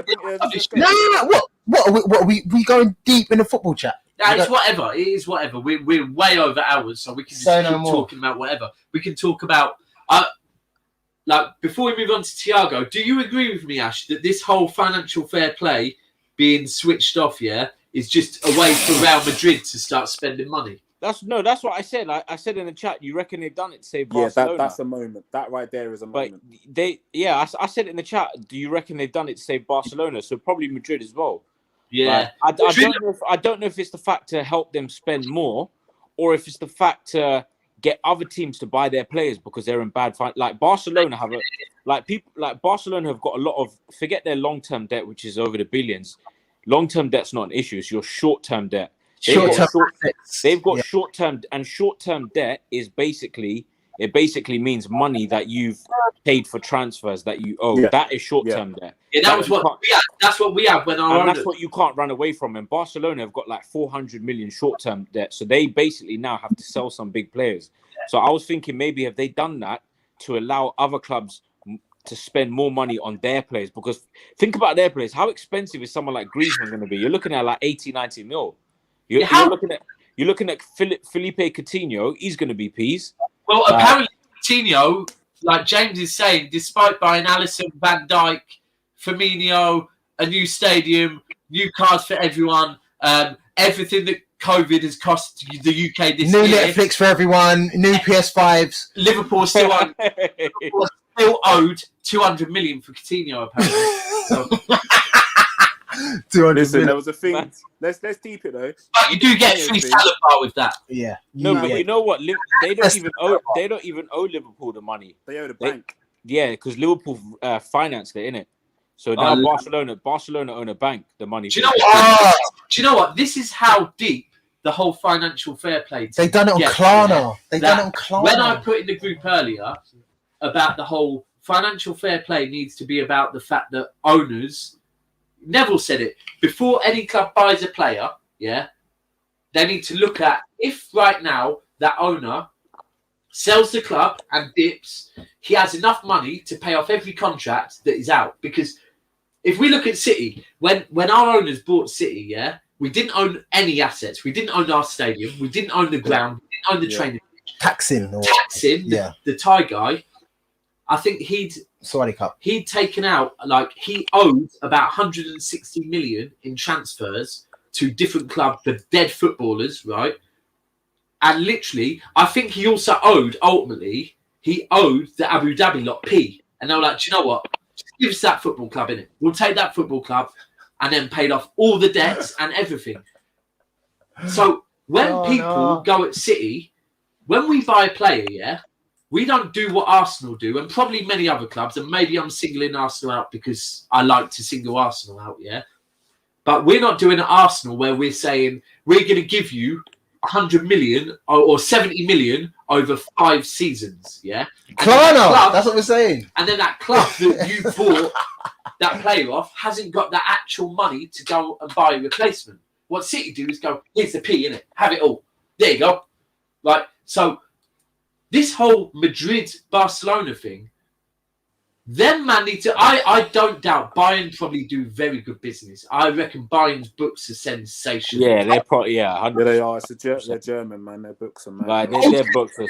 Like, all them German teams are top efficient. When it comes to their... I'm very efficient. I'm sure all the clubs are very efficient. So, I want to ask you guys, 30-second answer, James, right? Jay's just going in. Yeah. 30 seconds. He's given some sensational questions, right? So 30-second answers, James, right? And I'm gonna go to you, Ash, after, and then you, Daps. That red drop, Ash, that red background on you looks pretty dope. I love it. Man United red, I love that. If you were Arsenal, so yeah, no, it would be sensational. This is a darker red still. Oh, okay. The crimson thing. So James, right? Crimson. So just say financial fair play. Let's pretend financial fair play. Revamped, it's a good thing. There's going to be new rules and regulations or whatever. It's going to do good for the league and all football teams. Who out of the small teams emerges into the big leagues as a result of the new financial fair play? Maybe. Everton. No, I think Everton, even without it. But they've got a stadium. The problem with Everton is their squad is so behind that they have a lot of catching up to do with the squad. But now we said it from day dot, yeah? Everton went and got themselves a sugar daddy in Usmanov. They've got a sugar daddy. The problem is, when did this takeover happen? Long time ago. That's the thing, Long time That's the thing. You see, when City's takeover happened, you have to, if you're playing catch up with big boys, you have to spend big peak. You can't play catch up spending like reload 10, money. 15, 20 million. It's got to be big boy peak. It can't be reload money. You must have run up in a big boy factory and taken the whole plant. Yeah, if that's what you can't be spending reload money. You got to be spending like reload P, And it's 100%. It can't be reload P. It can't. Man's spelling reload P. Do you know what? I reckon Villa. Do you know what? I reckon Villa might be one of them. Spelling reload. Villa ain't got bread like Everton, man. Have they not got bread like Everton? Nah, Usmanov bread is long. And what about Burnley? I heard they got peas as well. No, stop. Do you know what? Yeah, it should be illegal for a club like Burnley to be like, nah. Can you imagine Burnley in the top 4, bruv? I would stop. I don't want to imagine that. I tried following Burnley. Brexit FC, bruv. Imagine Sean Dyche in the Champions League. Are you dumb? I like him for banter, yeah. But you see Burnley, yeah. When I'm trying to build up, when I'm trying to build up the Twitter following, yeah, I started one day. There wasn't much football on, so I thought, let me follow a load of Burnley fans. Then I realised, with the music I'm involved in and a few other things, I don't want to be following Burnley fans. But I don't want to be following Burnley fans because they're different. They're in a league with Sparta Prague. Just touching on what Jay's saying there about teams buying outright, yeah. So, in regards to the financing, Barcelona financed the deal with us. Yeah. So what happened was that we got the money up front. Yeah. And Barcelona so how do they still owe you money? So how do they still owe you money? You got the money up front. Because what happens is with these deals, yeah. Are you extorting them, bruv? Are you leaning on them, bruv? Yeah. The bank don't just pay you that bread out like that. Yeah, they pay it to you in drips.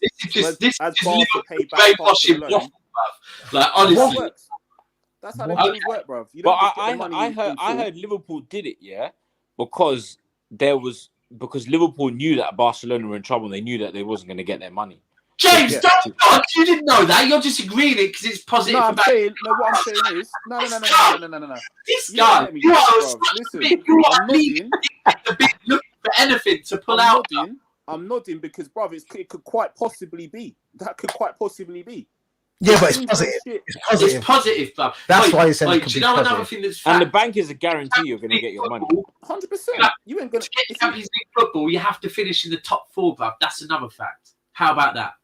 Or we could win it like you boys have never done. Very true. I was hoping you'd come back with that. That is a good answer, and you trumped me with that. So fair enough. You know, number seven could be coming home. You know, number 7 still. It could be. You know, I don't doubt it. You know, I don't doubt it. Can you imagine? I'd hate to see it, bruv, because Liverpool winning the Champions League, bruv. I'm telling you now, if we win the Champions League, it's fucking seamless. Wait, do you know what would be better than you, man, winning the Champions League? Go on. Removing him from the group chat before the 90 minutes. Last 3 games of the season, yeah. Last 3 games of the season, right? Van Dijk comes back, right? Oh, and it's 3 sensational games. You're like old school Liverpool, Van Dijk bossing the ting, everything, yeah. And then in the final, you play City, right? And Aguero, it's been announced, is leaving the club, right? Aguero bangs, yeah. He walks in. And then 2-footed challenge on Van Dijk and puts him out of the game forever. Listen, do you know what? Yeah, do you know what? I really want to see. Yeah, honestly, for me, right, I really want to see Diaz and Van Dijk actually go head to head over a season and just settle this BS debate. Yeah. No, it's not a debate, bruv. Diaz has been in the. It shouldn't be. Van Dijk's better. What do you mean head to head? How? Why are you putting yourself up against head to head? How? How's that head to head? 23 and been in the league for under a season, bruv. That shows that Van Dijk is not able to lace Vincent Kompany's 3rd pair of boots, bruv. Like, Kompany's sensational. How are you to Diaz, bruv? Like, he's been here for under a season. He's 23. Draw for Kompany. You're a bad boy. Draw for Kompany, innit? What I'm saying is, it's not me comparing it. It's other people comparing. No, they're not. I've never heard that comparison. I've never heard that. Everywhere, bruv. It's everywhere on Twitter. What, on Liverpool? That must be Liverpool fans talking now. I've never heard that. Never heard everywhere. that. This is That bad. man You loves must not- drawing out Liverpool fans, you know. You must not be What are logged you in. doing? This is bad. Your Honestly. timeline, bro. It's fucking everywhere. On your timeline, you follow Liverpool fans. There we go, bruv. I've never seen that No, comparison. I follow everyone, bro. I follow everyone, and that's something that's my fucking battery's just died. I But follow that's everyone, like bro. comparing Arsenal to City, bruv. Stop it. Nah, I follow everyone, bro. It don't bother me. I follow everyone. I'm not biased as to who I follow. If I you still talk good think football talk, Diaz has got flaws, though. He's definitely shown a few flaws recently. no, I like Diaz, bro. I'm not saying Yeah, so, I but don't, bro. I've That's a never fucking seen that sign. comparison. That's mad, bruv. Why are you comparing a player that's been here one season with a seasoned Premier League defender, bruv?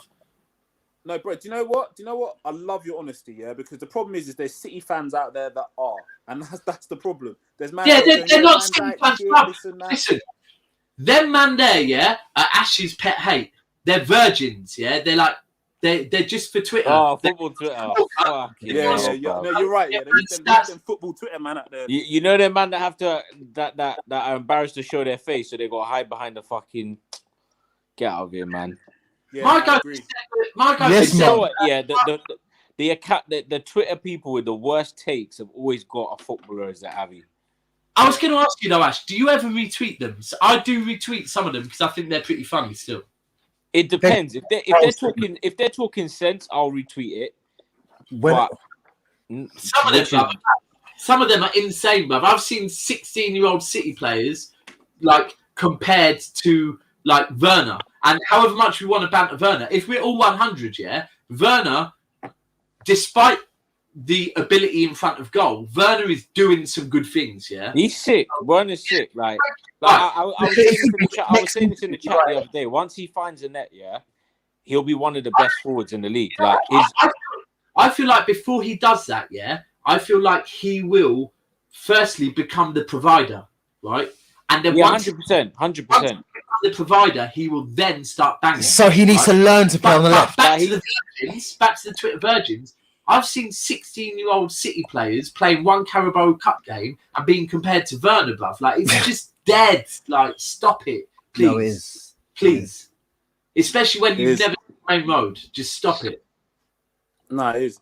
But You know what the thing is, yeah? That's Like a club like City, no disrespect, but you will have attracted a lot of new fans and you can tell from the way people. And you know what? This is so surprising, yeah. But I've noticed it with Tottenham, and you might think, "Oh no, that wouldn't happen," but it has happened. Yeah, it has. Tottenham have generated so many new fans since Pochettino was the manager, and you can tell. Like certain times, I get into conversations with people on Twitter, and I say to myself in my head, "You've only started supporting the club since Poch is there," because when I'm like certain things they're saying, I'm like, "You don't know it. You don't know what we was like before Poch." Like all the people that say Poch took us from a mid-table team to a top four. I would question if you've ever supported us before. That's Poch. trash talk. Because Bare people say, "Oh, before Poch, he was a mid." Shut up, man. Let's be 100. When City were first trying to break into the top four, it was us and you that were battling over the top four. Yeah, them man. and Listen, the thing is, before Harry, before Poch, we had Redknapp. Before Redknapp, we had Martin Yole. Yeah. Like Martin Yole took us from the mud. Yeah, but that's what I'm saying. Those players, those supporters there don't know like San Siro Bale nights. Yeah, when they don't know them nights there, bro. Yeah, man. I remember watching that game. Shut up, man. I remember watching that game. Bale, man, took him apart, bruv. Johnny Evans is all right. And that's the thing. And Man City will have the same thing. Like, obviously, it tends to happen with the younger generation because they're going to follow whatever teams are on the top and competing on whatever. So Man City are going to be the same thing. Like, I reckon their social media following is just gone through the roof, bro. The thing is, yeah, I've said before on pods, yeah, that when I moved down here, yeah, I could not get anything City at all. I used to. It was when I went back to see my sisters, or I'd get them to send something down. Even up to the season before we won the Premier League. Then the minute we win the Premier League, I'll be in Clinton Cards buying a card for my missus or something, yeah? And I'm looking to the left and all of a sudden seeing bare City merchandise. And I'm like, what? Just the minute you become... And then I went Barcelona and I went into a night shop in Barcelona and there was like a massive Barcelona spread, then an Atletico spread. And then there was a bigger City spread than I've seen for any English club in any shop in England. Yeah, it's the kids in it. Like when they see you win, when they see that for the one season, that's it. They get gassed. You know where I clocked? You see where loads of City stuff. Glory hunters. It is close, but glory you hunters. call it glory hunters. But I feel like if you're over a certain age and you start supporting a team, you can be called a glory hunter. But actually, if you're just a little kid and you watch Match of the Day and see good football and decide you want to support that team, that's all you know, innit? Yeah, like but a lot of teams. You associate have been through this though. A lot of teams have been through this. You think in the 80s, 70s, 80s, it was Liverpool. Yeah. In the 90s, it was United. It was the 80s, but it was John Barnes. Yeah, that's what I'm saying. In the 80s, 70s, 80s, Liverpool. 90s, it was United. In the early 2000s, it was Arsenal because Arsenal were playing sensational football. A lot of then it was Chelsea. Arsenal. Then it was Chelsea. Then it was Chelsea. Wait, what about all them man there? But Tottenham now is now it's one of them City. things, What about that era? all things attract to certain, and like even if we look at it with Tottenham, like Me, for example. let's be 100 with Tottenham. When Tottenham, and we had this debate on a podcast the other week, who would Tottenham sell, Kane or Son? And naturally, you'd say, well, if he had the choice, he'd sell Kane because he'll get more P, right? No, sorry, you'd sell Son because Kane probably has more of an influence. But then if you actually look at it and you're Daniel Levy and you're looking at how many shirts are sold and you know how many shirts are sold in a certain part of the world because of Son, actually, which one are you going to sell? And if you look at football reasons for the last like 8 weeks or something, I don't know about you, Ash, but I've had Son in my fantasy football team for the last like 6 to 8 weeks. Yeah, I've had him for time now. But I took him out. This is where that thing's wrong because he's doing a job for Tottenham. It's just not the job that gets points. That's right. It's the same that David Silva. Yeah, in terms of his point return recently, it's been dead food. A lot of signings are commercial, though, aren't they? Huh? A lot of signings, like we were saying, are just commercial. So and you know what? I was speaking to someone. I was not him, but I was in a clubhouse room with him earlier, and he was telling me, he was saying that one of the reasons why Everton signed James Rodriguez was to build their South American presence. Yeah. United did it with Pat Ji-sung. They've done it again. But you know what I don't get with the South American thing, yeah? Like with Asian players, I think it's a much better kind of marketing campaign for the club, because with these no offense to the Far East Asians, but they don't tend to have these generational talents come around often, right? With these South Americans, they've got Neymar to worry about, they got Messi to worry about, they got Di Maria to worry about. They don't care about James. You know what? It's only the Colombians that care about him. I agree. When you get that generational talented Asian player, like they will do so much more for your club. That's why I'm so grateful that we signed Son. Generational talent. And you know what? Do you know what's mad? Yeah, Son in his first season, I'd even go as far to say his second season, he wasn't even all that. He was in and out of the side. He was very inconsistent. Yeah. But he but was just club stood by him. Room and having Dyer and Ali come and knock on the door with a like #1 fan. What, sorry? Can you not remember that clip where he was in his hotel room and Dyer and Ali took his #1 fan like to the room and they were bantering? Why did they do that? Yeah. Why did they do that to him? That's when I liked Ali and have you seen the? But that's the thing. Those things there, you're right, will catapult your club. I mean, I think Liverpool tried to do something similar with Minamino, and it's just like. Why is he trying it? Why is he trying to bring them guys in it? Wait, do you remember when Minamino, you know? No, but you know what, yeah? Mina missing, bruv. No, respect to Minamino. You know why respect to Minamino, yeah? Because he's gone to Southampton, he's played, I think, 5 games and scored 2 goals.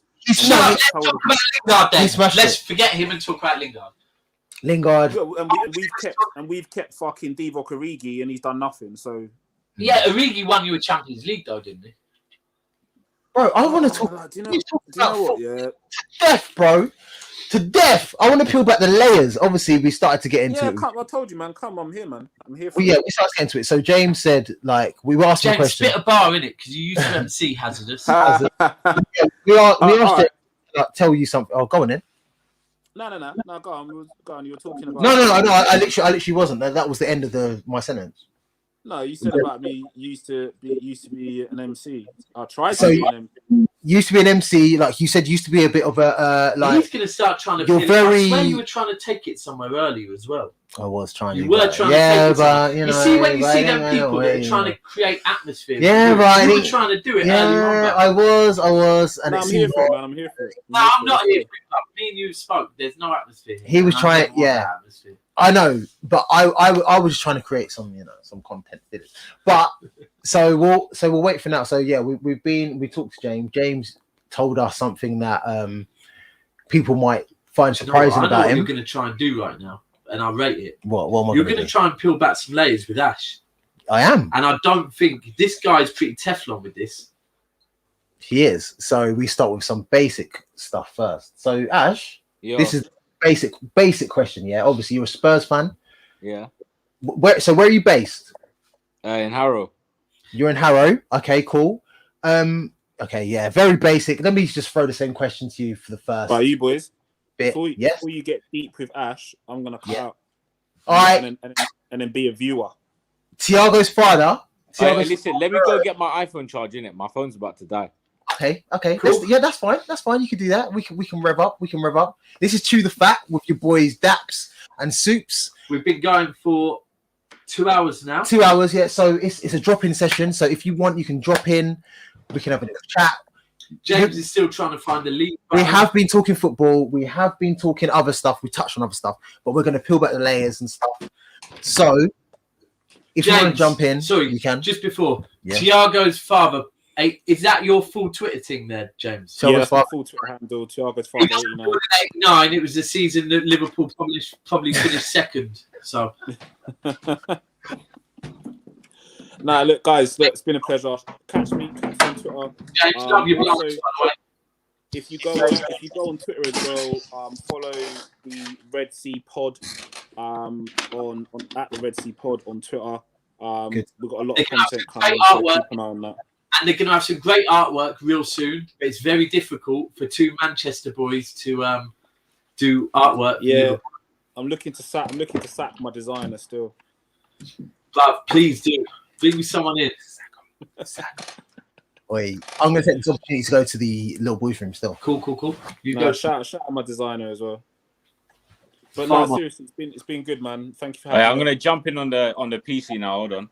Yeah, cool. You can all go. I'll be here by myself, and I'll just talk to myself because I can do that. That's right. I'll sit tight for a moment. Anything you want to ask me before I go? You said England could win it. Do you really believe that? Yeah, 100%. The thing is, with England and European tournaments, especially a European tournament which could potentially be held on home soil, the atmosphere is going to be mad. The nostalgia, everything around it's going to be mad. You think about the buzz that was there in the last tournament. If we can replicate that buzz... Where did we get to? The semis, yeah? Was it semis? I think it was semis. Semis. Was it quarterfinals?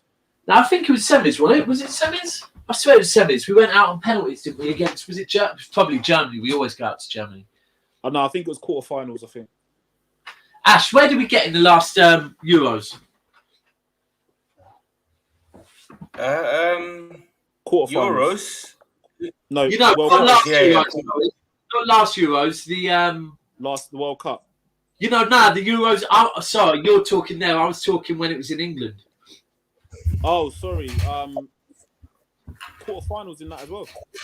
Was it quarters? I swear it was semis, bruv.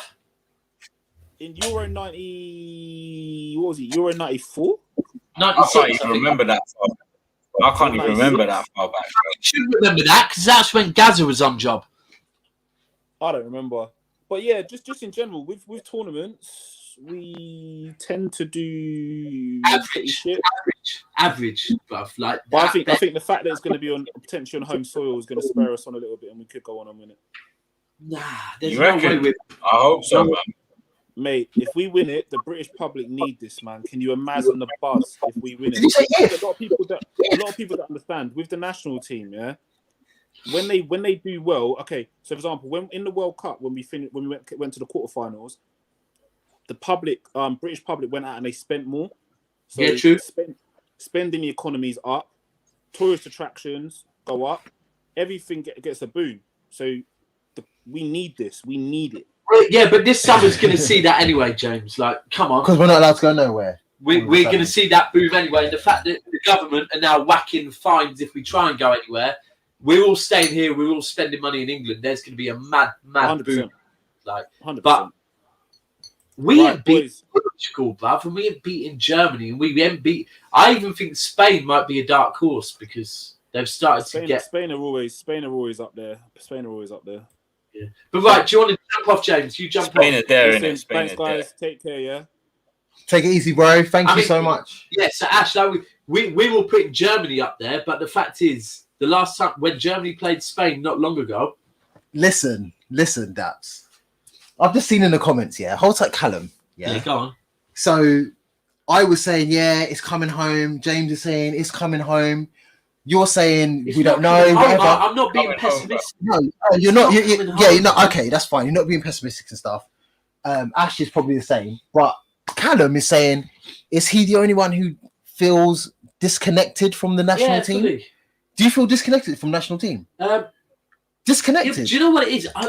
It's when was the last time disconnected, but it's like we all prefer our team to the English team. No, of course we do. We no, but what didn't always be like that. You know what? If anything, yeah, I feel more connected to this English team than I have in a long time. I would agree with that as well. I would agree with that. So you do feel more connected to the England than team? I have done in the past. Yeah, I've always felt connected with England. I've always loved going to tournaments. There's always that buzz. If you talk about me growing up, are you not forcing it like Callum's forcing it? I grew up with no City players being in the England team, bro. Okay, so of course I feel a bit more connected to. Okay, but okay. You know what it is? He's got his golden boy Foden now.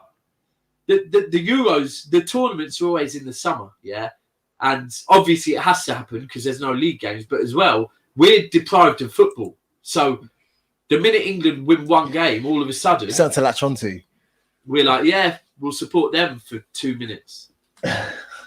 I get involved like as soon as they start playing the song, the Badil and Skinner, Lightning Seeds. So dead, isn't it? When you think about it, just one song that's from that long ago. And I love it. Makes us. I love it. I love it from 96. I love the tournaments, man. It's always a good vibe. I start playing that in the background. I start playing the we're singing for England, and the John Barnes rap and stuff. I start doing that. But I get fully into like. So do I. But I get into the tournament, not just England. It's like everything. I like seeing the team that there's always one team that out of nowhere. Like I remember Czech Republic one time all of a sudden, and then every Premier League team are looking to buy a Czech Republic player or something. And hold on, Jay. The Bruisers. You saying? Yeah, that can't happen this year though. Jesus, remember Bedford? Bedford's booting the hell it's gonna happen, bro. Big gardens and that. Box Park will be open. Yeah, Box Park will be mad. Yes. And actually, Ash, the Carabao Cup, 8,000 fans. Yeah, I saw that still. Fuck knows how much better tickets. Better than nothing in it. But you love it when the whole country comes together. Whole country 8,000 fans. You know, vibing off the same thing. You know, we're kind of divided right now. Obviously, Brexit, stuff like that. We need something to like draw us all together. And don't you think this tournament can kind of be the glue to bind us? I was saying that in one of my group chats. I was saying like when we're coming out of COVID, there needs to be something that gets everyone together. And I think the Euros just comes at the perfect timing, man. I think so. Do you know what? Obviously, it'll be a lot better if we can, if they can decide where they're going to host all the games. That's happening soon, though. Very soon. It is, yeah. But you know what? It don't matter. It don't matter because all of England's games are in Wembley anyway. Okay. All of them in Wembley. All of our group stage games are in Wembley. Okay. So we're calm. Okay. But then I was looking the other day. Do you want that? Yeah, please. I was looking the other day, and I think we are. But then it's time. The weekend of the 16, the weekend of the last 16. You got one. You got this. Yeah. No, I've got one. Right. The weekend of the last 16, I think potentially because our group's quite easy, isn't it? I don't know. You know, our group's a bit of a sticky. It's a bit of a sticky one. We'll talk. reckon we'll come second. If worst case, we'll come second. But we need to. Where? Then we might be off elsewhere. To fix up. Yeah. It's a bit of a sticky one still. Is that what you're saying? I think Southgate just needs to work out. I feel like Southgate's definitely worked out how to play against the big clubs. But do you know the problem Southgate's got? Go on. The problem he's got is the squad is so big. There's so much talent. It's like no manager would know what England's best team is. There's so much experimenting you can do with the midfield and the forwards and the defenders. Yeah, like no matter what team he selects, someone's going to be saying, "Oh, you shouldn't have done that. You should have done something else." Do you get it? Yeah, fully. I just worry about it's not like the old generation squad that we had, where you knew who our best team was. Like this one is difficult, innit? I just feel like our defense is not there. Our defense is just worrying. What's that, Callum? Yeah, our defense is a bit. That's why we need Wan-Bissaka. That's why we need Wan-Bissaka. The fact that he's been overlooked by this manager just tells me this manager ain't got a Scooby, bruv. He has not got a Scooby.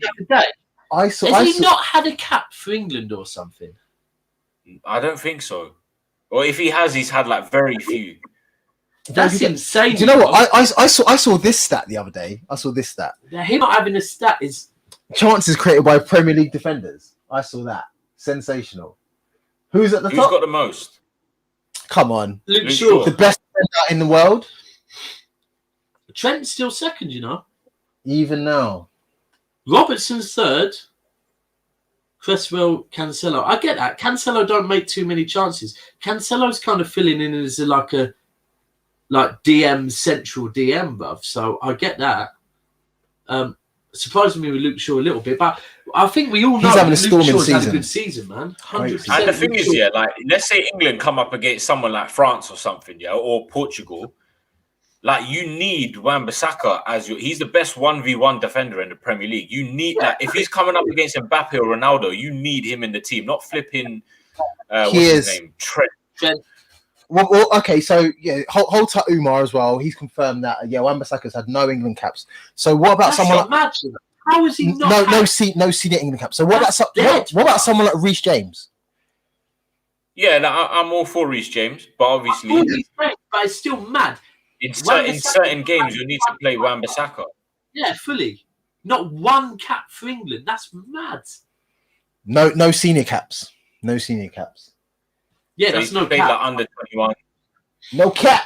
That's no mad, cap. you know. No cap. And you're 100% mad. Like before you came on, I was talking about Walker, and I was saying whenever anyone talks about Walker as part of a back three, you can see it. That kind of shows me how dead our central defenders are, because Walker's not that good as a centre back, or as a right back. He's good going forward, but he makes a lot of mistakes coming back. He fouls. He gives away a lot of penalties. Like I think I just got to trust.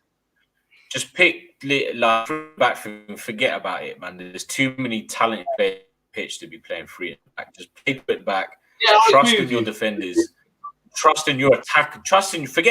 Forget defenders. Trust in your attackers. Attack is the best form of defense. You defend by keeping the ball. Yeah. Keep the ball up high. Play the ball players. Play the players. Keep the ball and work hard off it. Forget about the defense. Forget free at the back. Why would you want to do free at the back? I don't get it. The other issue I find with three at the back here is when you play three at the back, right? Especially with the talent that England has, right? If you play three at the back, then what do? Do you play a DM in front of them? If you play, here's the thing: if you play three at the back, with England's setup, we're gonna have three forwards in it. So that means you can only have two in midfield. So if you have three at the back and you've got two holding midfields, that's dead. That's what happened last game. That's what Southgate's on. That's the maddest thing. Because you see with us here, we're never gonna have two up top. There's always gonna be a front three. You're never gonna have just the two strikers. It's gonna be a free, right? Because of the wingers that we have. So it has to be only two in midfield. And for me, I would probably just play. I'll probably play Rice, and then next to him, either someone like Grealish, Maddison, or Mount in next to him, because we need that. We need someone to link, to be that link between that front, get involved with that with them going forward. This is the problem, right? I'm not a fan of three at the back. I'm not a fan of it. I'm not a fan of the three at the back unless. If you look at it with England, right, we're all clear. Our weakness is at the back, right?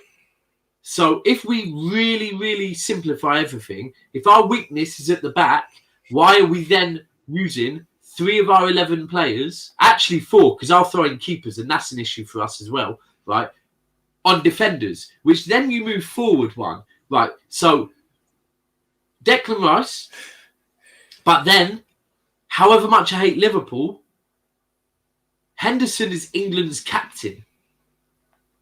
Isn't he? No, he's not. No, he's Liverpool's captain. He's not England's. But yeah, you have that argument, Henderson or Declan, right? You've got that argument, right? And both of them are better in that position than any of our defenders are in that position, right? Then you've got Mount in front of them. I actually think Mount linking the play is one of the best we have. Probably the best we have, a link in the play. But then you've got Grealish, Maddison, Foden, and all of that talent going forward. And we've wasted 3 on Maguire, Stones, and Walker. Yeah, that's what I'm saying. And certain times when I've watched England, I just feel that the one thing they're lacking is that little spark going forward. Yeah, fully. For years. 3 at the back. 3 at the back plus 2 holding mids. Forget about it. I don't even want to watch that. No one wants to watch that. We lacked it. We thought Wilshere might have brought us it, but he didn't. But that's what we lack. We lack that Modric or something that could just link the play and create things happen. Do you know what I was saying? It's I think it's like 4 to 8 years ago. England's midfield was terrible. It was Wilshere, Henderson. There was we had hardly any options. Now look at the options we got there. I reckon next Euros, this team will be serious. I feel like this is why I'm saying that Mount and Maguire or Kane. Yeah, it is. It's who is it? It's Kane. Kane is England captain. Yeah, Kane's the captain. Yeah, Henderson's Liverpool's and Maguire's United's, yeah. That's a worry as well. I'd probably look to change that as well. But yeah, I don't know why he inherited that. I don't know who would be captain though. I feel like give it Giggsy. I feel like the World Cup Giggsy to end the season. If we play this Euros right, and that's why I said the World earlier, Cup's next year as well, you know. Yeah, it's mad, isn't it? The World Cup is next year. But I'm all for it, man. Two summers of back-to-back, 2 years of back-to-back tournaments. I'm all for it. It can be done because but we have back-to-back tournaments, elite tournaments. Anyway, Champions League Audi Cup. But wait, hang on a minute. The World Cup next year is in January. Yeah, it's in Qatar. What 150-degree heat? Yeah, that's why it's in January. Wow. It's in Qatar. No, January it's not that. In January it's not that hot. In January it's not that hot. I think the hottest it's going to get the hottest it's going to get in Qatar in January is going to be 20 to 22 degrees Celsius. That'll be 20 to 25. I've been to Dubai in February and it's calm. It's calm. Yeah. Dubai. Hold out the crew that are in Dubai. Hold to my brother who lives in Dubai and stuff like that. But do you know what? That means the season is going to start in August, and then 6 months later, World Cup. Mad. But it's like the what's it called? AFCON. Yeah, I'm here for that, man. I'm here. You like AFCON? But I mean, actually, that's good. You know, that is good for me. When is that due actually? Because that'll take a lot of players out of the equation for team selection and stuff like that. No one's even spoke about that. Every 4 years, right? Or 2 years? When is it? Every 2 years. It's every 2 years. Every 2 years. They definitely skipped it. I remember something about it. Definitely remember seeing it. Who won the last one? Yeah, you don't give a shit about that one. You don't chatting shit. You don't. Now, all we care about is when we have players drawn away, bro. Like, if I'm being honest, at the moment, I don't think we've got any. We used to have Yaya, but and Colo and them man there. But yeah, I think the only one we've got is Serge. Do you know what? Real quick, I don't think. I know Jay's in the comments, but I want to ask everyone's opinion before we move on from football, because I know Soups wants to. dying. I just want to ask everyone's opinion because it popped up earlier and I forgot a player, right? A Chelsea player. And then I saw it and thought, my God, I was a big fan. Ramirez. Yeah, Ramirez is a baller. Baller. Always rated him. He was an absolute baller, wasn't he? Yes, I nearly Ramirez said, I've always rated Ramirez. I did. I nearly said earlier he was a better all-round than Yaya. Oh, nah, behave, bro. Behave.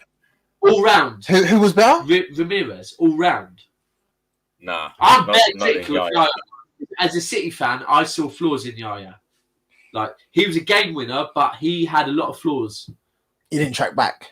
A lot of flaws. Tracking back was atrocious. But Ramirez was... I feel like Ramirez was almost like Kante, but with goals in him.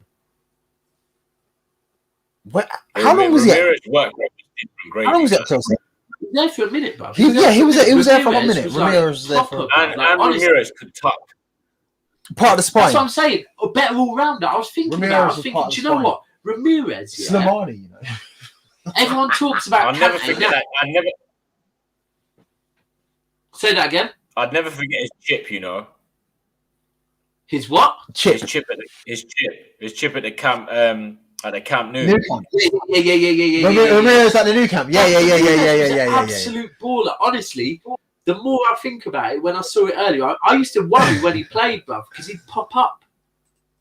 Pop up. Nah, anyway, he was clutch, man. Ramirez was hard. And do you know the other player for Chelsea that I proper felt did not get a run that he deserved was that German brother. Played up top. German brother. And I'm just going to scream his name. Or Jay will pop up with him. Jay He played with will him for know. a couple of seasons, then he dipped, yeah. But he was a regular for Germany, and he. Hold on. Schürrle, bruv. Andre Schürrle. Yeah. He scored the winning goal in the World Cup, He right? was underrated as well. No, but you know what? Certain games, he had a lot of moments, not just a few. He had a lot of moments of brilliance where you're like, "Right, this guy's sick," but he just never, he never really like kind of pushed on. So then it weren't real, then was it? Or was it? No, but he wasn't a regular starter, bruv. He didn't get a run, like. Because? Yeah, but he was getting a run for Germany, bruv. And that Germany weren't shit when he was getting a run for Germany. Who's the other Don who scored in the World Cup as well, who no one really cared about? Left Dortmund, went to Bayern and done nothing. It'll come to me. I was going to say Aubameyang when you said left Dortmund, but nah, it'll come to me. Nah, but Schürrle, what's Jay saying? Because Jay, Mario. Jay, Is it? Yes, Moji. I am talking about Götze, yeah. No, but Götze had. No, but Götze scored a winning goal. Yeah, exactly. That's what I said. Götze had a fucking proper unique injury, bruv. Like proper to do with his okay. Like getting proper unfit. I don't know what it was. He had some proper Owen Hargreaves disability. Owen Hargreaves style. Worse than that. Oh wow. Hargreaves. Yeah, no, it's mad. Hargreaves just. Anyway, right, Soups. I know you want to try and pick apart Ash and try to. Do you know what? I wanted to, but now it's gone mad. So let me ask a few light questions first, Ash. I just want to test the waters. I'm going to test the waters, yeah? Are you ready, Ash? You ready? Yeah, go on. Ash, so people who don't know, Ash is a Tottenham fan and he presents on our Views from the Skywalk channel, providing Tottenham Spurs content. And it's amazing. Each and every week they do match previews. Sometimes they do match reviews. They do all sorts. So make sure you like and subscribe. Views from the Skywalk.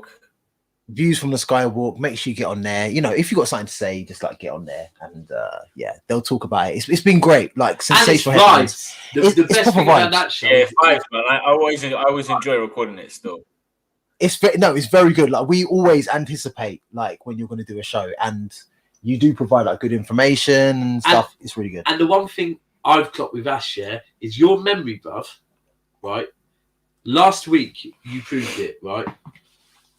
Your memory is insane, right? Because your right completely dropped off. Callum and Anthony carried on talking for about 5 minutes, right? You was rejoined. It wasn't that long. Well, it was 3 minutes then. I'll give it 3. I'm not dropping any lower than 3. But when you rejoined, bruv, it Energized. wasn't like if it was me, I would rejoin. I'd be like, sorry guys, let me remember what I was talking about. And then I'd go, nah, forgot it. I can't remember. You rejoined midway through sentence and picked up the next word after what you'd said before and just carried on. And I was like, how the fuck is this guy? Just remember, it was like mid-sentence. And he just picked up mid-sentence and carried on going, bruv. It was like professional thing. That Anthony one as well, bruv. Sensational, Paul. I didn't even know who it was. Man. And we were in here, and I'd said to Soups, they've got this guy that's pretty big on Twitter. He's an actor, and he's got 150. We came in here. No, because that's what he's got on Twitter. Oh, yeah. He's got and that's all I went on. I didn't. So we're in here. Was it only when you came in here you found out that? Bruv, I was in here talking to him and Callum. Soups is on the phone to someone else in the background, and then he's just gone, hold on a second. He's gone, Taps, is that the brother from Blue? And I'm like, oh. Is that the brother who's got the city on lockdown? Bruv, I didn't even clock. Like, big up Blue, man. Big up Blue one time. No, seriously, they were very good pop group, very good. Simon Webb and them. I used to love Blue back then, man. Like We Rise, that was my favorite song. Ryan and that, yeah. But he was proper knowledgeable as well. He's a proper Spurs fan. Proper Spurs. He's proper Spurs through and through. Like supported them for a long time. He was a proper good guest, man. So so you're from Harrow. Yeah. Are you a season ticket holder? So not personally, I haven't, but my uncle's got four between like us lot. So I go to most of them. But it's not in my name now. You got links in the thing. Go on, it's your turn for a question. I talk football, but you want to talk more than that. So yeah, I know. I'm trying to break the mold. So I'm going to ask you a question like out of left field. Yeah.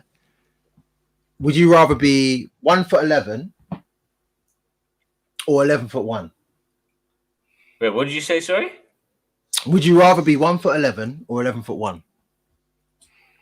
11 foot. Wait, hold on. Yeah, 11'1", man. Mad, you know. I'll ask you first. I'll ask 11, you know. I'll ask you first. I'll ask that after. You know what though? I feel like the thing is, right. So you've got to look at it in this way: that either way, you're effed. Like you're different. You're different. Like nothing's going to be the same in the world. Yeah. So which one would you rather be? I'd probably go all things considered with 1'11" because you could get up to some absolute madness. Like you could rob a bank and no one even clock it. But 1'11" is no, but look how slow you'd rap. Look at your legs will be bare small. There's no rush. There's no rush. Bro. If you was 1'11", you might as well try and set up a fight. If you're 1'11", you might as well try and set up a fight with Little Man, bro. No, Ash, no, you don't know because obviously Little Man is a certain height. He's probably like what 3-4 feet. 1'11", bro. 1'11". Do that on the floor. That's bare small, bro. Now. So Ash, all things considered, would you rather be 1'11" or 11'1"? Why is no one entertaining 11'1"? 11'1's bare. Why is no one entertaining 11'1"? No, I said I'd rather be 11'1", bruv. Yeah, not me. I'd rather be 1'11". Ash, why? Why 11'1"? Because he doesn't want to be 1'11". No. Yeah, yeah, man. Like, you just get that more. 11 foot. 11 foot. Yeah, disadvantages, but like. What's the tallest guy in the world? How tall is the tallest guy in the world? I swear he's about 10 foot something. Well, I don't know. Ask AC Milan. That is a I'd rather be. I'm just trying to warm that, like trying to wet the whistle, trying to warm the cockles. You get the mind. What do you miss most during COVID? There you go. This is a The hard tallest one. guy, by the way, is 8 foot. It's like, 8 foot. I just miss life in general, bruv. But you know what? If I could pick one thing, that I miss more specific, more than anything else, it's the ability. There's two things actually. I got to pick two things. One is going to football games, and the second is traveling. Of everything, all things considered. Yeah. No, mine's traveling all day long. Mine's traveling, 100% traveling. The freedom to travel. The freedom to go abroad is like. Yeah, just and it's like not only that, but it's also knowing you have that freedom to do it whenever you want. Yeah. I'm not even. It's not even debatable for me. If people bring back holidays for me, like, I'm calm again. Yeah, like, that is killing me, absolutely killing me. And that's the thing this week that killed me is hearing that. All we've heard is we're getting closer. By the third quarter of this year, things are going to almost be, and then all of a sudden they're saying, if you go on holiday, 5 bags, and that. And now there's all this talk of this third wave. So you can still go on holiday, you just can't go on an abroad holiday. But is that okay? I've booked. Look. I already know Portugal in June is off, so that one that I've booked. That's done. Yeah, that's done. We've booked Maldives and Dubai for October, because I was thinking October we are. No, that will happen. I think so. I think all of this is just to keep people in England through the summer to spend money. Yeah, to spend money. Then I've got Caribbean like. Because you've got to think about how much it will benefit the economy. Because once people get out of here, they want that money circulating back into the UK economy. They don't want us to go and put that money into the next country's economy. Yeah, do you get it? Exactly. During the summer, where we can't spend money in this country, but when it hits October, all of a sudden we're going on holiday in England, and I wouldn't be surprised if certain countries you wouldn't take like. You've still got holiday, like through work. So take 2 weeks off. 2 weeks off. And we've booked Centre Parks again. I'm going Centre Parks. So there you go. That's August. That's not October. Okay, yeah. October. Winter sun. Plus, I'm hopeful that Dubai and places like that will just pay England to let people go there. And they're gonna get like. Obviously, they're going to stop the flights in June. They're going to get everyone on this mad hype. COVID's over. The Euros are going to happen. Everyone's just going to go mad in the summer. They're going to be happy. Yeah, I think it is slightly. Once everyone's got that initial enjoyment of their system, by like August, they'll be like, all right, you can go now. You reckon? I'm just praying that. But I'm the same as you. And I heard, actually, this is something to ask you. When we first were setting up doing the different channels, Ty said to me that you were eventually thinking of going and working abroad. No, I was thinking of not working abroad, but I was thinking of moving back to Dubai because I used to live there, innit? So. Oh, real? Okay, I was thinking of. What? So where did you live in Dubai, and what did you do? So I lived in two areas. I lived in Marina first, like when I first got there, and then after a while I moved out to a place called Jumeirah Village Circle. It's like not too far. Yeah. It's like one of these little village, villa community kind of areas. Yeah. So I was there for a bit. Do you miss it? And then work wise, I was working. Do you miss it? What'd you say? Sorry? Yeah, man, big time, bro. I miss it, man. Like those 2 years went by so quick. Like the first year, I remember, went by mad quick, and then second year even quicker, man. Because first year you're settling in it. Like first year, I think like the first 3 months they were like a long 3 months. But then when you settled in and you built a good group of friends, like that's it. It just went, man. Yeah. So what exactly were you doing in Dubai? I was working in real estate, man. When I was out. Real estate. Oh, okay. Yeah, And so I was working for a real estate company. I was selling houses. Okay, and was it successful? Was it good? Did you enjoy it? Yeah, really enjoyed it, man. Like, obviously, it was a new forte for me, innit? I'd never worked in real estate before, not in the UK. It was something new, so I went there, new industry. Like, it was tough at the first. Don't get me wrong, it was tough. Yeah. Okay. So what made you go to Dubai then? Do you know what it was? Yeah.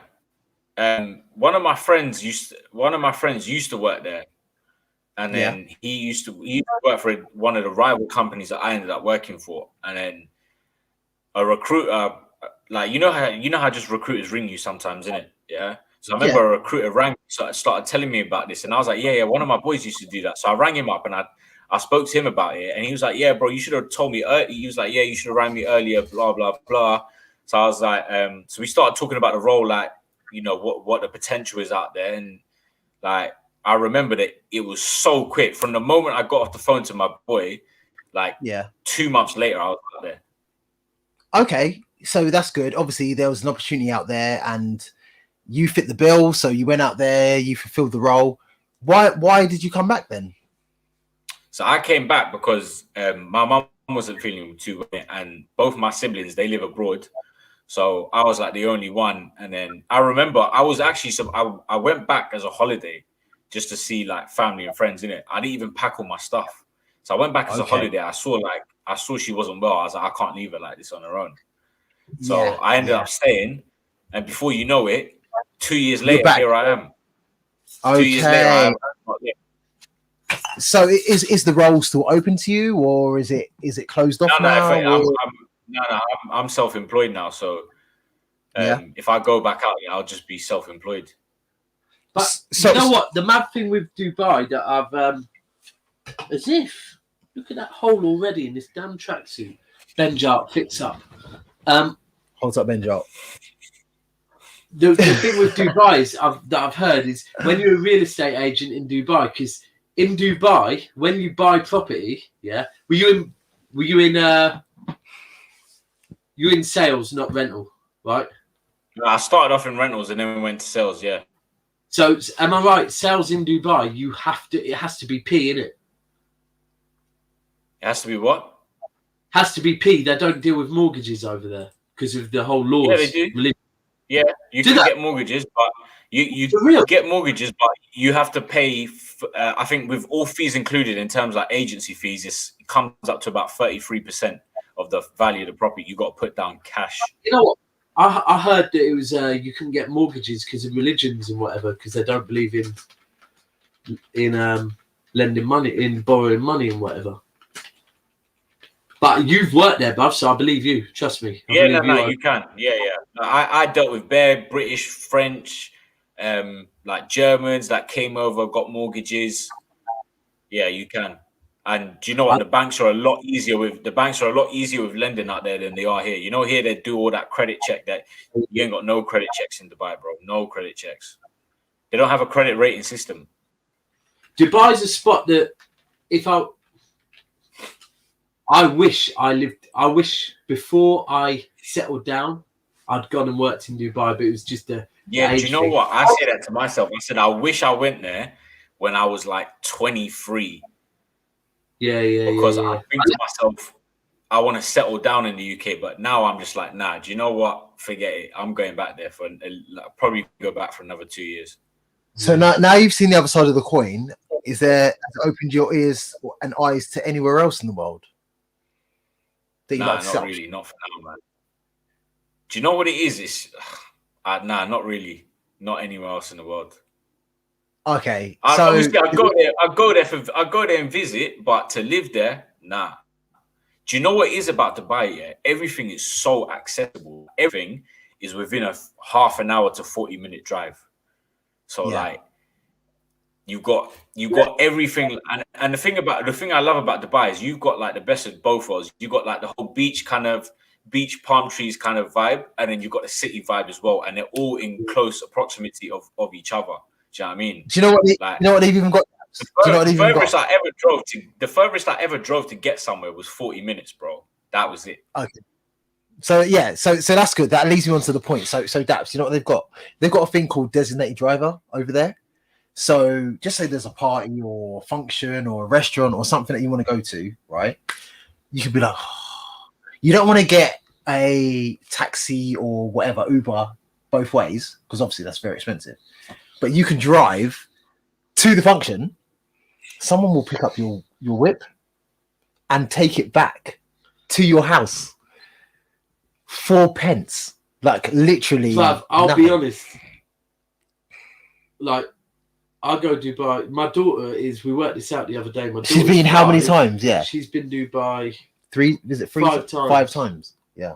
Wow. And whenever I say to her, like she is desperate to go. Like I said, we've got it booked again, but she's been 5 times. But I've never got a taxi that's that low, bruv. Like taxi prices. The worst thing is when you stay on the palm. The taxis out there cheap, bro. Nah, not for tourists. Those yellow cabs are dirt cheap. Yeah. I feel like yellow cabs for like a 15-20 minute journey is like how much? Yeah. I feel like it depends if they. You know, maybe they thought that you were like a native, or the best taxi service I've ever got in Dubai. Yeah, was when we went there for Cam's Stag, right? And we were the first night we were there. We were the Tesla. No, not even. That was with Kelly and Kiana. We were a French Montana show, and at the end of it, there was mad. We got in mad swingers amongst ourselves with some other people from England, and then with a local that was being racist towards one of my brethren. And we were all just trying to get away from the venue. And this guy's pulled up and just literally opened the door and gone, "Get in the car, man." So I'm so waved. Any guy just said, "I'm so waved." Yeah, literally, man's had 3 swingers, bruv, outside a club in Dubai where we hear people get arrested for fun. So when this door's open, I'm just like, I'm getting in, and we're gone. So I've got in, and I'm so waved, bruv. Like it's our first night in Dubai, and every time we hit, if you've ever been on the palm. From like one end to where the Atlantis is, there's bare speed bumps. Every time we hit one, he's apologising. Yeah. And I'm looking at him thinking, I don't know who you are, yeah? You've just saved me from like being arrested and whatever else, yeah? And you're apologising to me every time I've hit. I am thinking, what the hell is going on? And then I've got, sorry, bruv, who are you? And he's like, I was your waiter all night long. And I see you lot are all getting in trouble. I just want to get you away from... So he got his own car and came and picked you up? Literally. But then the maddest thing is when we got back to the hotel, similar situations happened to 3 other groups of my brethren that other people just pulled up and saved them, bruv. It was mad. But do you know what? Do you know what I will say though? Yeah, like Dubai is not as bad as people make it out. Like I've been in bare madnesses over there. Nothing's happened to me. Nothing's happened to me. Like I know people that I know some people that have got done for drink driving, and like when it happened, I thought, shit, like this is it. The guy was out 2 days later. Minor, little fine, slap on the wrist, done. I feel like they can tell who the troublemakers are and who the people who are. And do you know what? Do you know what? Yeah, with the UAE, you got like they are so used to like you got to understand. I think it's 85 to 90% of the people are expats. Yeah. So they are used. They are now used to people coming there, and from what I know, a majority of the people are British. Yeah, from living there, so they know that people. It's come to the point where people are going out there for holiday or to move out there, and they're coming, they're drinking, they're having a good time, and they're just getting into madnesses. So they know that deep down inside, these people are not really here to cause trouble. They're just here to have a good time. No one really goes there to cause trouble, do they? The other thing is, the way I see it is that most of the places you go there as a tourist are hotels. Yeah. And Yeah. you can do I've been to back in the day when I used to go to Malia or Napa. Them hotels were strict, because they just didn't like us. Them Greeks and Cypriots and whatever, they hated English, innit? They hated us. Like the amount of times you try and sneak into a chick's hotel and get chased off by like this angry Greek guy with a broom or something. Oh, right? is it like that? But in Dubai, you can do, as long as you are on a hotel, you can do whatever the hell you want, right? The stories we hear about is when people are going to Dubai and then going to like the old town and then start trying to like custom in that area. Like, no, you don't do that. It's true. Like, there's certain areas like a place called Business Bay is one of them. It's like near downtown. I remember there was a few times. There was twice I went there, and then I remember this was like after nightclub. I went in there with a girl. And went to the. I remember literally like within 5 minutes, I'm hearing knocking on the door. I'm thinking, shit. I knew exactly what it is. I was told to go outside, and they won't even let you. They won't even wait till you go outside. They'll wait till you get out of the area. So I wasn't driving at that night. So I had to flag down a cab. And I remember as I was waiting for the cab to pull up, the guy's standing by the hotel entrance, making sure I get the fuck out of there. Yalla! In all of the touristy areas, like you'll be fine, man. Yeah, I must admit, one thing that was mad was after on our last night one time after White. And I was in a taxi. Oh, White is sick, man. Crazy. Best club in the world. Best club in the world. We got in a taxi. I can't really fully remember what was going on. I just remember we were in a taxi about to leave the club. And all of a sudden, like I see this little commotion. The door opens and this guy's calling me and everyone else in the taxi out. And I'm like, what? And then the other people in the taxi are like, no, get out. Literally, all it was that a local with a lot of money had turned up and decided they wanted that taxi. So we were just called out and told, no, get another taxi because they wanted it. Calm. Yeah, it gets like that, man. Some of the money over there is insane. Insane. It is. Yeah, different, man. Cannot wait to go back though. And you know what? When you're living, it just feels like a never-ending holiday. And that can end. That's also one of the worst parts about it as well. If you're there to work, it is hard to stay focused because like you go on Instagram and you see people like chilling out at a beach bar one day and you're just sitting there like fuck. And then where we was working, we could go out and we could go out and say we're going for a viewing. Do you get it? Or we could put I could fill up my diary with like viewings for the whole day and I don't even have to be in the office. I hear that, especially the way they run from Thursdays to Saturdays. What are you saying? Yeah, there's certain days. Obviously, they've got different weekends to us, right? And the biggest thing is on Tuesdays, Wednesdays, they have like what's called ladies' night in it. So on ladies' nights, like the bars and stuff, they're all busy because like ladies' nights means girls basically get free drinks till like 12. So they're all busy on Tuesday. Like everyone's like Tuesday, Wednesday, are we going out? Like, yeah, it's difficult, but it's especially if you're air stewardess. Emirates. Yeah. They're full. That Dubai is full of them, bro. Like you meet a girl and you ask her what she does. She's like, I work for Emirates. It's like, most people just roll their eyes. Like you're just so used to hearing that answer. Now 100. Go on, Soups. One last question. No, No. You sure? Yeah, definitely. You're gonna ask something. I was no. The way you answered a question, no more questions from Soups. Right. So let's end it here because we have been going for nearly 3,000 hours. Hold tight, everyone that's been locked in. Hold tight, Ash, for jumping in. Hold tight, everyone, man. No worries. Man. Do you know what? Pleasure. The thing is, Ash, right? I did try it a couple of times. I tried to take it a certain direction. I tried to like peel under the layers, but there was a bit We'll of. do it another time, innit? We'll do it another time. You are a hard guy. I already knew you would be a hard guy. He did. That's why I asked. So when you look back at this, like you might see, like it looks like I asked a random question.